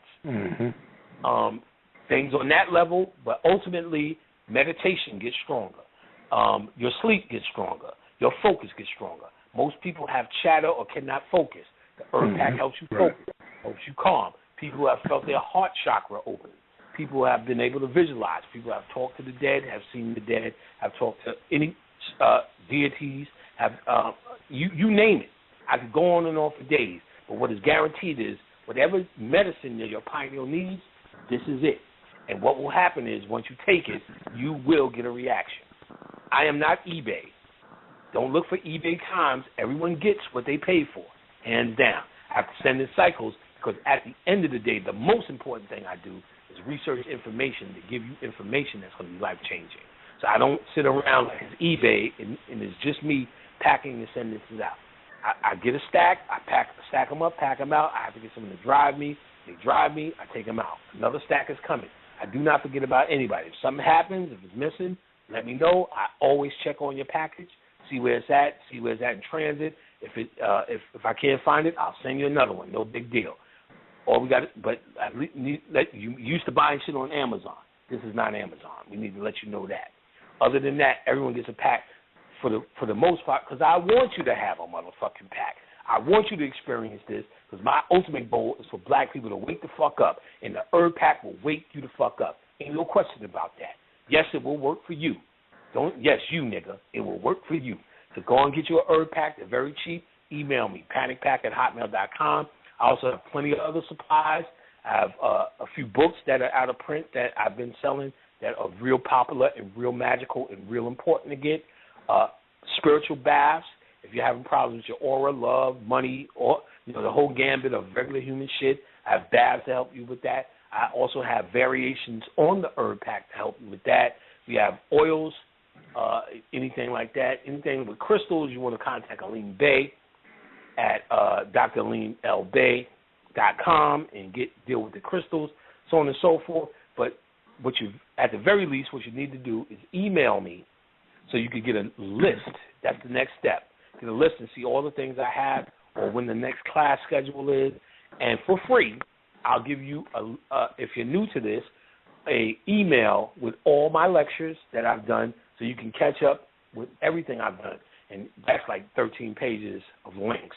So you'll have a whole lifetime of shit for free ahead of you, which is more important than anything we can ever sell you. A bunch of free information that is life-changing within itself. So don't think that we're forcing you to pay for any of this stuff because the most important stuff you're getting is for free. But to keep the party going, we need to pay rent. Let's not kid ourselves. So that's why we give you the option. We don't force you to get these things from us. And believe you me, the stuff that we give you even goes furthermore than what you will pay for it. I guarantee you that. And you don't have to take my word for it. Just ask the people who've already went through it. They'll be happy to tell you their life-changing experiences. Every once in a while, from the Herb Pack, I'll forward an email, put it in my group. I will now do it in the New World Orders group that is new and on Facebook. I put up testimonial to the life-changing experience from one Herb Pack. Just one set of herbs. This combination of herbs was channeled from the spirit world for me. It was something I was using personally and transformed with, and then the spirits came back and said, you need to sell this to the people. It wasn't even my intention. I did, and I actually thought it would flop. I was like, no, niggas have to be on something, but it turned out to be a phenomenon. So it's a phenomenon you need to attach yourself to. Like I said, right. Class is about to start. Get with it. All right. Now that the commercial's out the way, the next book you need to get, a must-have, The Stellar Man by John Baines. This is one of them standard books of information about the Star Man, the Stellar Man, that, is just to have.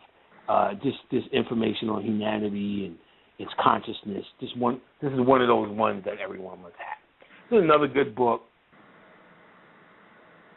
I don't recommend you follow this as if you can get it at a good price, I would say get this.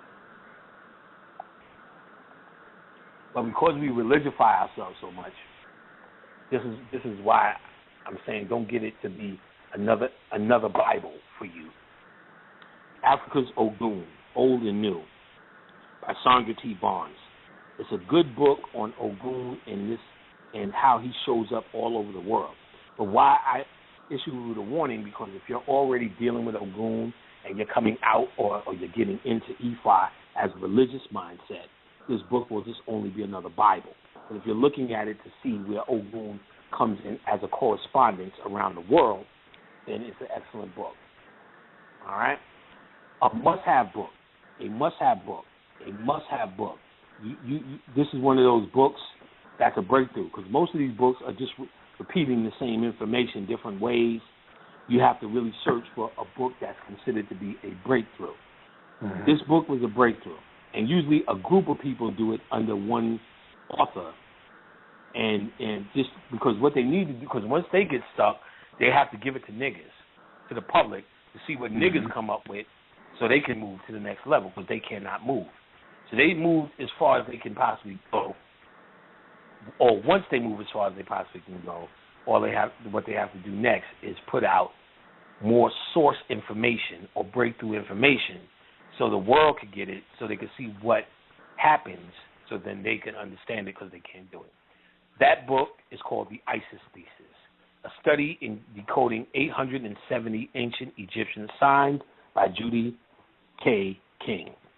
The book will probably be one of the most hardest books that you can read, because it's one of them books where she uses medical jargon and connects the medical jargon with the ancient symbols. So while we may have become adept with ancient symbols, when you read and hear new unfamiliar words, it's hard to put the information in a context, because the words are unfamiliar. When you hear familiar words, or they use a easy or familiar dialect, it's easy to visualize, therefore put the book in the context you need for understanding. So when you hear new words, it's hard to even remember the new word when you hear it a second time, to keep it in the context. That happens here. And again, this book is so complex, she wrote a companion book, The Road from Orion, a surreal story supporting the Isis Thesis by Judy K. King.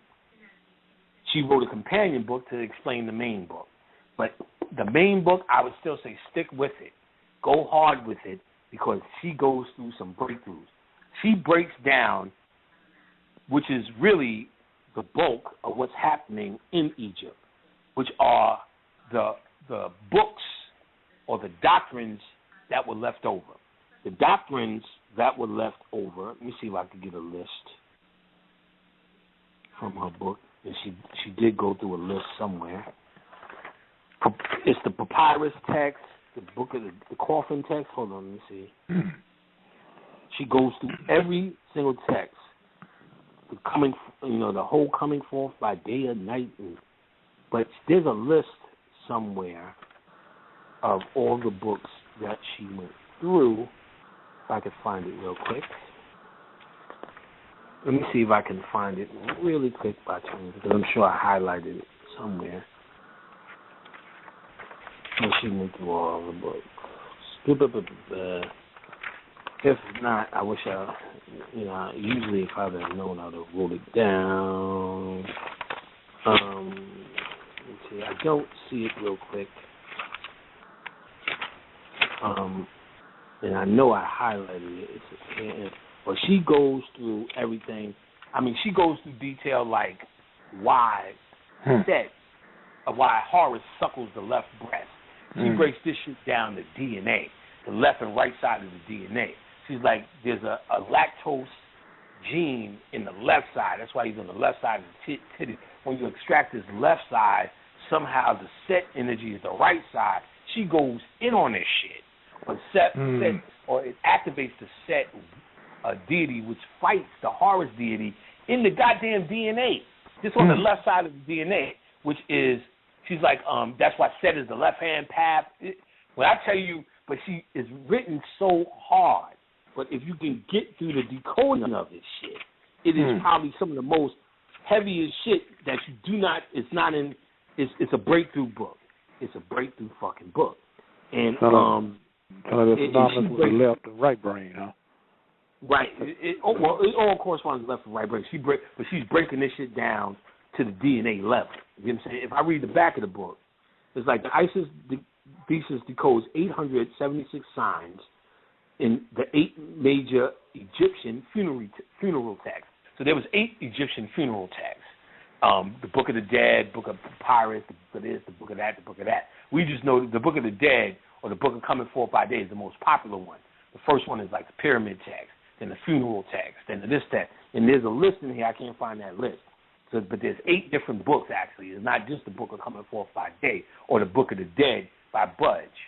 And she breaks all of the, she breaks down every fucking hieroglyph, 860 signs, showing that the pharaohs had knowledge of science that suppressed the modern science. The preliminary goal of this hidden knowledge was to map the chemical path by which the genetic heritage of the deceased was cloned into the species that could exist in the universe rather than being recycled back on the earth. That bitch is telling you all these niggas is talking about getting the fuck off of earth, not being recycled back to it, and all that shit is in the text, and she's decoding that shit in the fucking DNA. Heavy shit. She goes, well, research and evidence unveils the nature core design imprinted on the universe, supports string theory, the black hole theory, and Einstein's cosmological constant, persists a human afterlife in the quantum world of living particles, shows the Earth system operates like a quantum cell, reconciles science with religion, endorses a unique cosmic vision for human evolution, explains the simple rules of directing our complex universe, provides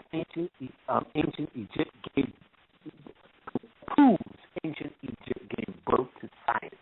Heavy shit. She goes through in the Book of the Dead that the beloved dead, when you die, you actually go into the jet systems on the planet. And people don't know what the jet systems are on the planet. The jet systems, there's some in the air and there's some in the water. Because of global warming, the jet streams are breaking down. For instance, there's a jet stream from the Caribbean that brings hot air and hot water to Europe. This is what maintains Europe fucked up temperature now. So, because of ice at the polar caps, when the sun beams down, because of the snow and the ice, a certain amount of radiation is reflected like a mirror back into the universe based upon the crystals in the snow. When this snow is melted, there are no crystals, therefore that radiation now gets absorbed in water. That water now changes the temperature, i.e. global warming. What happens as a result, the jet streams get impacted. So the jet streams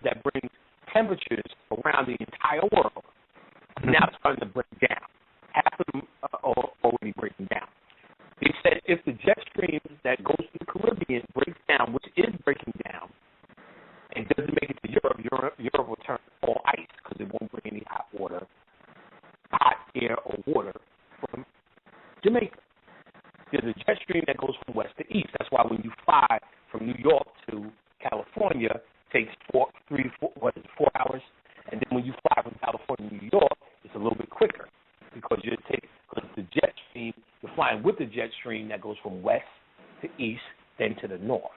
Now, she talked about that jet stream in this book, and she said when you're dead, you go along the path of this jet stream, and you go to the north. In the north, this is where the magnetosphere, which is an invisible web around the entire planet, is the weakest. At the poles, this is where you meet Ra and the sunboat at the top, at the North Pole or the South Pole. Otherwise, you get caught in the magnetosphere and get recycled back to Earth if you don't get in that jet stream. This was shown in the third movie of Pirates of the fucking Caribbean when they were talking about Davy Jones' locker. They showed them niggas riding to the north in that water on the cosmic boat. And she talks about you have to actually turn the energy upside down to get out. She talks about all that shit in this book to get out of this hole to meet Ra in the sunboat at the North Pole. They show all that shit in Pirates of the Caribbean when they raised up Calypso, and they showed what they call Davy Jones' locker, where Johnny Depp's boat or his soul, because the soul is represented as the boat, the cosmic boat or the ship, is your soul. Solstice boat. It's your soul that meets Ra. You've seen the boats in Egypt that represent your soul. Meets Ra in the sunboat. His boat was stuck on Davy Jones' locker. Davy Jones' locker is what they call the Van Allen belt. You also can get stuck in the Van Allen belt, or what we call in Christianity purgatory. So the idea is you're supposed to hit this jet stream, go to the north to meet Ra in the sunboat, go through the sun. This is also in Pan, Peter Pan. Captain Hook is actually your friend. He's representing Kronos or death, and he's trying to get Peter Pan on the cosmic sunboat. Peter Pan decides to stay in Never Never Land or the astral world. He's trying to bring his ass home, if you know what's good. He's Saturn. He's Kronos. He's the Titan. You know what I'm saying? He's scared of what? Time and getting eaten by that crocodile, which stands up straight, which represents his primal energy going into the Kundalini spine. He's scared of becoming human. Niggas, boy, y'all better get on this shit. So, y'all want the ISIS thesis. Like I said, I recommended this book to someone, and they took themselves over my friend list. That's how complicated it is. All right. Well, another book. You gotta. My computer went off. You gotta let me know. Keep me on time when we at the last. When we start to close, let me know when we're about to close. It's 10:27. All right, so we're going to go till we close. Remember, we're going to finish. We didn't even got nowhere. So we're going to come back next Thursday, same bat time, same bat channel, finish this book list. This is probably one of the most powerful shows you can get in one sitting. So I suggest you show your asses up. We're going to do part two. We're going to do part two to this because we just don't have enough time. But let me know when we're getting towards the end, and I'll close out the show, but we're going to keep going. You want Montauk Revisited, Adventures in Synchronicity by Peter Moon and Preston B. Nicholas. They also did The Black Sun, Montauk's Nazi-Tibetan Connection by Peter Moon. This is a cult book where he deals in what the Nazis were doing, but he reveals a lot of information that the Nazis were actually coming to America. And they were coming to a place in New York City, Long Island, called Montauk. Montauk is a very magical place. Montauk has what they call the mounds, the Native American mounds. And just like the pyramids, the mounds are very occult, very special, very magical. We have brothers in New York who go, because they made it a tourist attraction, who go to the mounds. And, of course, people go there to do all sorts of rituals based upon the energy. Right. You know, people have brung me things from the mounds, and I've done things with the energy from the mounds. So they were interested in the mounds and doing things up in that area for the occult energy. And Peter Moon talks about some of the things that they were doing in the book called The Black Sun and Montauk Revisited, which sounds like the second one by Peter Moon. These are must-have books. These are standard books in occult science. This is a pretty good book, Opening of the Inner Gates, New Path in Kabbalah in Psychology edited by Edward Hoffman. Hoffman is still the editor, the author. It was just another pretty good Kabbalah book. For those who are interested. This is, first let me give you the source information, and I'll give you a book on the source information. Wayne Chandler swears by this book. I think this is one of the life-changing books for him. And it is by Helena P. Blavatsky. And she wrote a book called The Secret Doctrine. Yes. She also wrote a book called Isis Unveiled. She did a part 1 and part 2. Wayne does not like Isis Unveiled. Because I said, well, I got him both. He was telling me about it. I said, oh, man, I got both of those. And he was like, fuck Isis Unveiled. They got The Secret Doctrine. And he actually brought his over and showed me some things he had highlighted, so I was able to highlight mine the same way he highlighted his, and certain names in the book that she used that you would have trouble figuring out. I mean, you would get with him. He actually decoded, because this is his thing. So I wrote down what he decoded for certain names that came up. So I want to thank Wayne for that in my Secret Doctrine book. Now, the Secret Doctrine. Helena P. Blavatsky is known as one of the first occultists in the West. She started I can't remember her. It was the Theosophical Society. Right, Theosophical Society. Thank you, sir. She started the Theosophical Society. Interestingly enough, my grandfather was a part of the Theosophical Society in his day, which is a fucking amazing feat for a Negro to even be interested. I had a conscious grandfather in the dark magic. In fact, I got Lovecraft's Necronomicon writings in the actual comic book Weird Tales that Lovecraft used to write in. I actually got those out of my grandfather's house and had those. Didn't know what they were at the time, but I got actual Lovecraft writings at that time, and it was in a book called Weird Tales. And I actually got one from 1920, one of the first Lovecraft. Been lost it a long time ago. My pops was like, damn, nigga, that was even before I was born. And most of the shit from the 30s and 40s, which was Necronomicon shit, he was on that shit. I remember I used to go in his house, open up shit, and see fingers and shit. Said, all right, nigga, I'm out. You know what I'm saying? It was good. And later on, my aunt, who's very conscious and, in fact, known in the conscious community, my aunt, her name is Jo Kevitt, she's actually a friend of Phil Valentine. They actually knew each other and came up together early on. And she's well known in New York. So she was telling me, he was into, so she said, no, he was into that, he was into this and that. And she would ask questions. And he did, just like a real G would, or read it yourself. You know what I'm saying? So this read it yourself mentality that I have, believe you me, I didn't just make that shit up. That's the niggas in my family. You want to know? Read it yourself. And that's always the most effective. So that's what he told her. Read it herself. So she actually became conscious. She was conscious in the days of Malcolm X. Worked on his diet. She's the type of dietitian. She said she'll go anywhere in the USA. Because early on she was dealing with Judaism before it became them niggas standing out on the corner yelling. She was dealing with that when that was an alternative, you know what I'm saying, and, magnet therapy, you name it, she does it. She was doing that shit before it became cool, you know what I'm saying. She was fucking with magnets when that shit was fucking annoying. She used to come over with the magnet rats and going, what the fuck are you doing? You know what I'm saying? I was going outside to do the New Jack Swing. She was like, I'm about to do the magnet shit. I was like, shit, I'm about to go outside doing the butt. You know what I'm saying? Wasn't even listening to shit she had to say. You know what I'm saying? She came over with a juicer that looked like some shit from fucking a Woody Allen movie. You know what I'm saying? Right. Some old shit from the 60s, like a Clockwork Orange juicer. You know what I'm saying? Like you just put the juice in.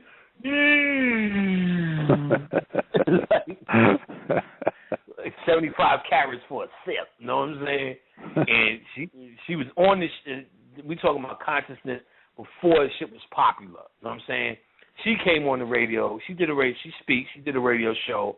It was like, shit, nigga, I was a vegetarian. If you asked for a salad, maybe you get a tomato. You know what I'm saying? Maybe you get a tomato. So I heard it all, nigga. Go outside, eat grass. And I remember the shit my entire life. She was a vegetarian. You know what I'm saying? But she was conscious because my grandfather was conscious, and when she asked these questions, he would make her read a bunch of shit. And boy, oh boy, my book list looked like her book list. But see, the funny shit is, she's like, hey, hi, oh, my nephew, and all this shit. But she got some. I'm like, what the fuck you read that shit? She's like, yeah, nah. She's like, no, I came up with the nigga. You know what I'm saying? I'm like, what's the dude that Sell said? Who made that? Raul Nefer. Raul Nefer. Yeah, it's like, I said, I didn't realize, I'm thinking it's all cool. Oh, you got Raul Nefer's books. Oh, you're some, you're in it. She said, I got his books. I came up with him. That's my boy. Get him on the phone right now. She said, I left when the shit got creepy. I said, oh, okay. I seen this shit start up. Like, I keep forgetting she was in this shit before, I'm telling you, before it was popular. When in the 90s, when I was like, yeah, you know what I'm saying, I read a health book, you know what I'm saying, yeah, you know what I'm saying, I'm somebody on it. She said, all right, drink your own pee. What? You know what I'm saying? Before niggas was into that shit, I'm still, that ain't gonna never happen. But niggas been urine sipping, you know what I'm saying? She be telling me why she wild. So you think I'm crazy? She crazy. She said she went to a party. They was toasting champagne and shit. So she don't drink. She went in the bathroom and just peed in a champagne cup. She said she was toasting these niggas with her own urine. Yeah, she ain't doing it. Toasting niggas with her own urine. These niggas go, cheers. He's like, yeah, cheers. Funny motherfucker. Funny. And so she's been conscious forever, based upon his shit. And he was in the Theosophical Society, H.P. Blavatsky. Now, the real story is, for us Negroes, Blavatsky really got her shit from,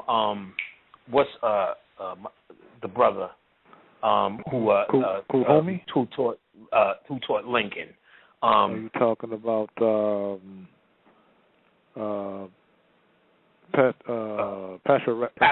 Randolph? Randolph, Pascal Beverly Randolph. Pascal Beverly Randolph was the true occultist, the true first metaphysician. The black man is the one who really brought metaphysics to the West. Let that shit be known. This is our story. Blavatsky got the credit, but Pascal Beverly Randolph is her true teachers, where she hacked all that shit from. He's better known for hanging out with Lincoln and giving Abraham Lincoln occult science. Exactly. Pascal Beverly Randolph is the energy that helped free us. Please believe that. So the secret doctrine, what it was when she wrote the ISIS thesis, she was trying to get into a Tibetan monastery. A Tibetan monastery, even to this day, is closed doors. And to let a cracker in is a big deal. She couldn't get in at first, but eventually she got let into this Tibetan monastery. This is when she wrote The Secret Doctrine. That's why this book is very important, because in this Tibetan monastery, she learned some shit. One of the things she learned was there is actually 7 original races. One of these races are called the Aryans, niggers. Understand that. The Aryan race are black people.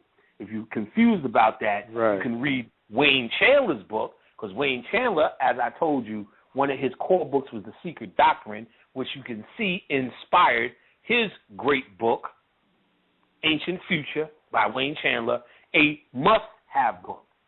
A must-have. In fact, must-have so much that my book is signed by motherfucking Wayne Chandler. And when we get there, I'll be more than happy to read you the poetry that Wayne put in there for Brother Panic.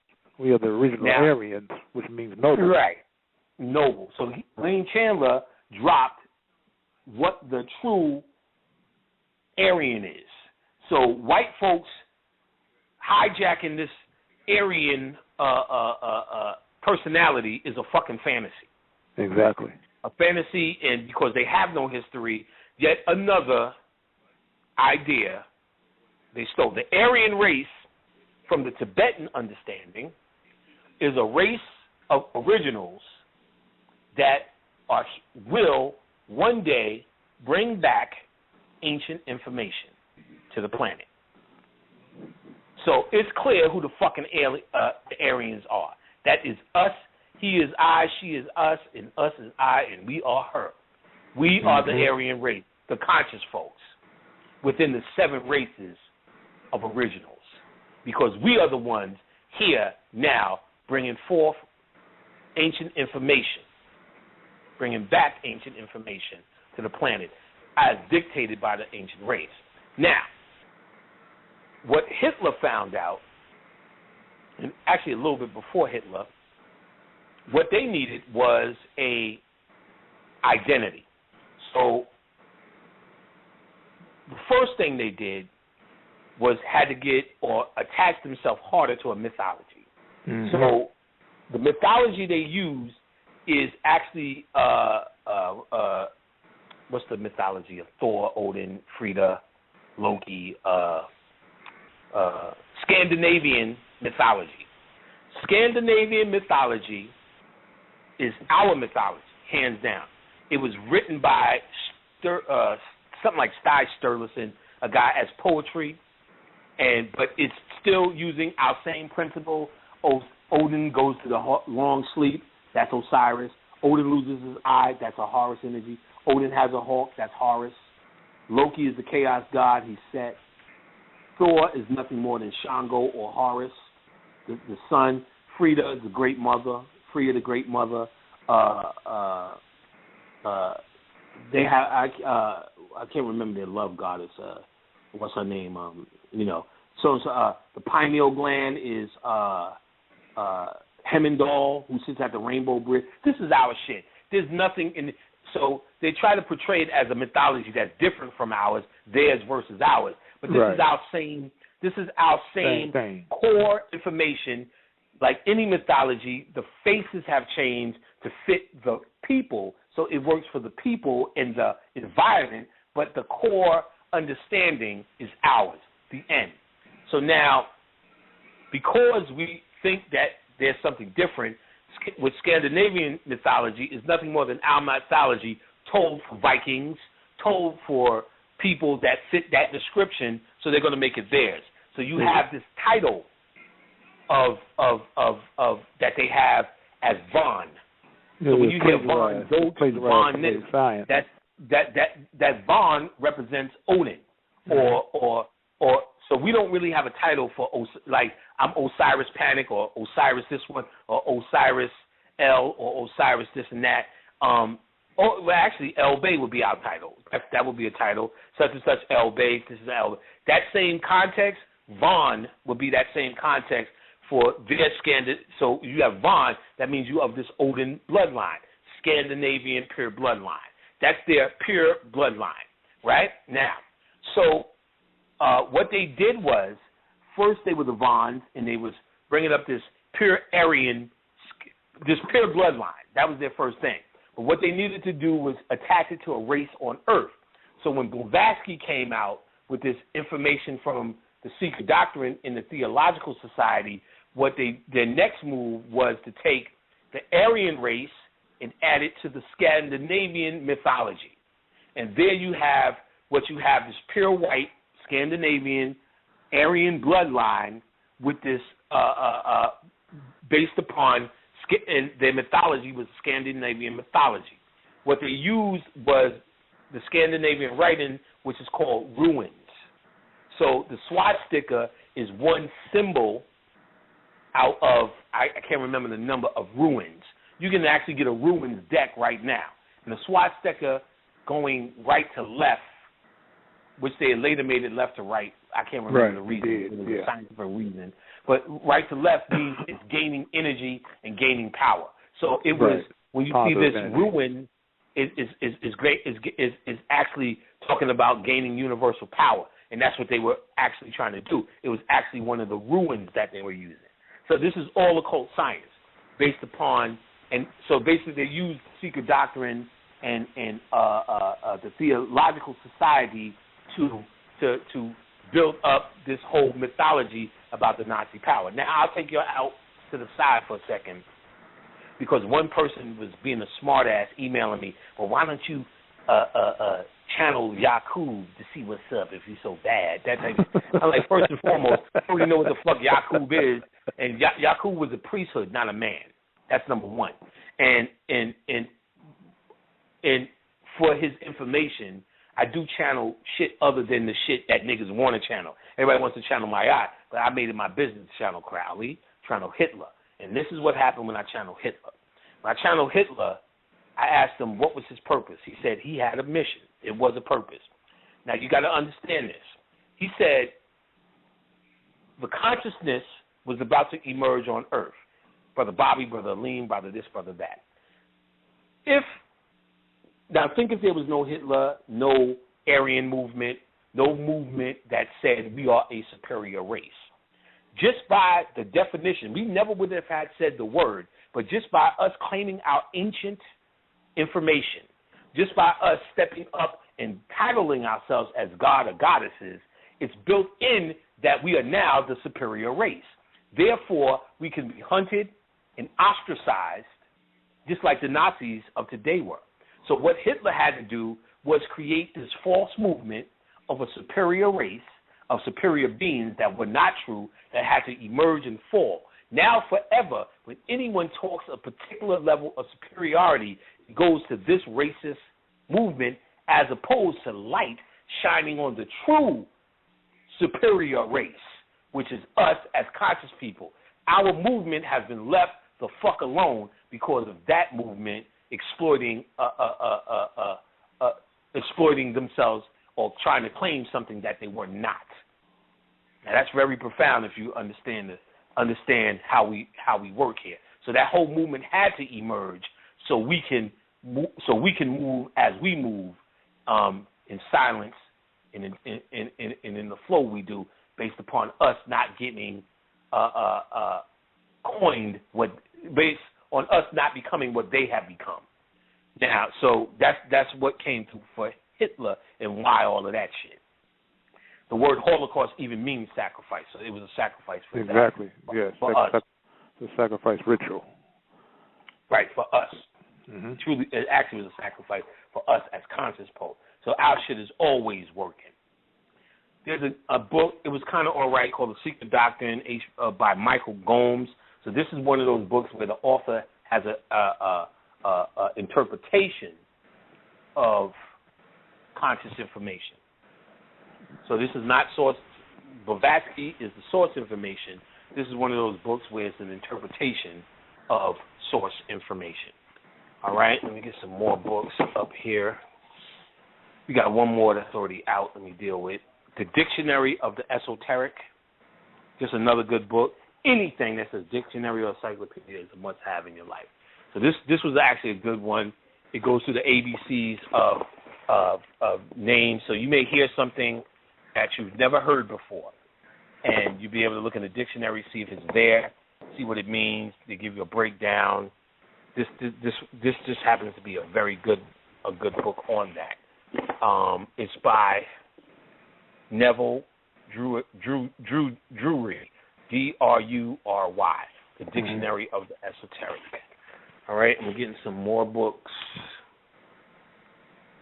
More books. All right, we're going to go through a whole bunch of magic books right now. These books are excellent for the magician. For those who are on magic, everything you would ever need in scholarship are in these books I'm about to give you for magic. Most of these books are excellent for ritual magic. I'm sorry, let me say that again. Excellent for actual folk magic. Folk magic is that nigger backwoods shit that we all know and love. So all the routines that you will find at what they call botanicas. You can look up the word botanica, spell it like it sounds, botanica, and in botanicas is where you find all your supplies. Now, you can look and see if there's a botanica near you. Google, nigga, that's your best friend. See if there's a botanica near you, and then go there physically. If there's no botanica near you, look for a botanica online, a botanica that sells these products online. Third, you can find Amazon. You probably find some of these items on Amazon directly. So in these books, they're going to get, there's a lot of supplies or a few supplies that you would need, and you get them from Botanicas. That's where you'll find them. And you're like, well, what is moon dust? It's in a Botanica. Because I've seen I would say, where's sparkle dust? What is this Four Thieves vinegar? What the fuck would you find that?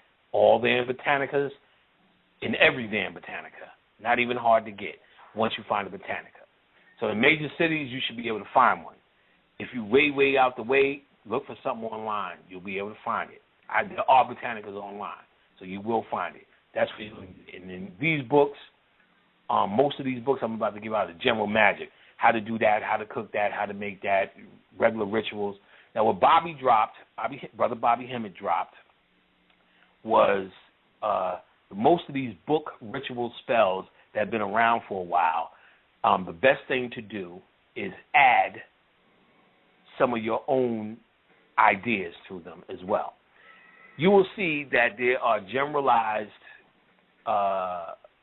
things that you do, routines come up, this oil's for that, and that's what that's going to be, this how you apply it and use it may change. So once you start to see the generalities, your natural self is going to start making up your own shit anyway. And ultimately, that's where you want to get. You do not want to be a stickler for rules and what's in the book. Again, the book is only trying to interpret what's in your mind. Your mind supersedes anything that could ever be in any book on planet Earth. Right. Your mind supersedes anything that could be anything, any book on planet Earth. Why is that? Because every book on planet Earth is trying to interpret your mind. Exactly. Your mind is greater. So if you have something in your mind that comes stronger, then believe you me, that is valid. All right. Moon spells. How to use the phases of the moon to get what you want by Diane Ahlquist. Ahlquist. So moon spells. How to use the phases of the moon to get what you want. So those of you, eventually I always recommend going, not having to deal with the moon as and waiting for it to turn into the phase that you need. There's 4 phases of the moon: new moon, waning, waxing, and full moon. So waning moon is when it's losing light, so you do the type of rituals when you're trying to get rid of something. Waxing moon is when it's gaining light, so you do the type of rituals when you're trying to get something new. Full moon is when you're dealing with anything in abundance or something you have. So something you may be trying to maintain. You got a full house, and you want to maintain that full house, full moon. It represents pregnancy. And third quarter. And the new moon represents anything hidden or invisible, because the new moon we cannot see. Each of those moon phases lasts for 7 days. 7 days, and all 4 equals a month.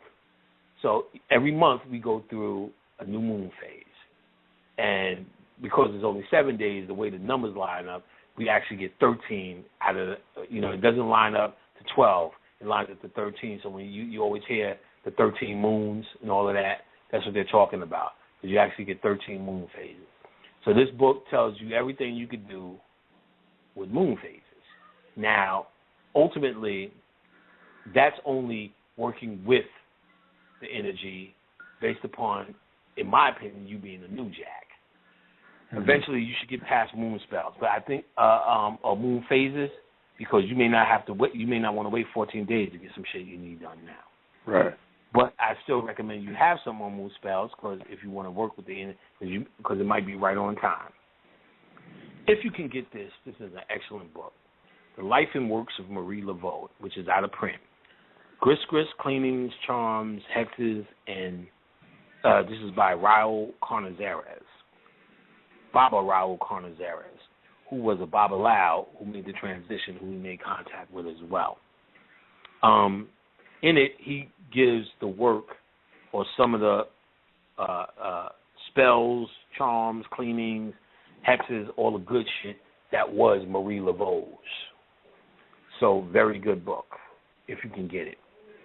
So, you don't have Marie Laveau shit. And her energy is very hard right now, because you've been watching American Justice, and they had Angela Bassett play Marie Laveau.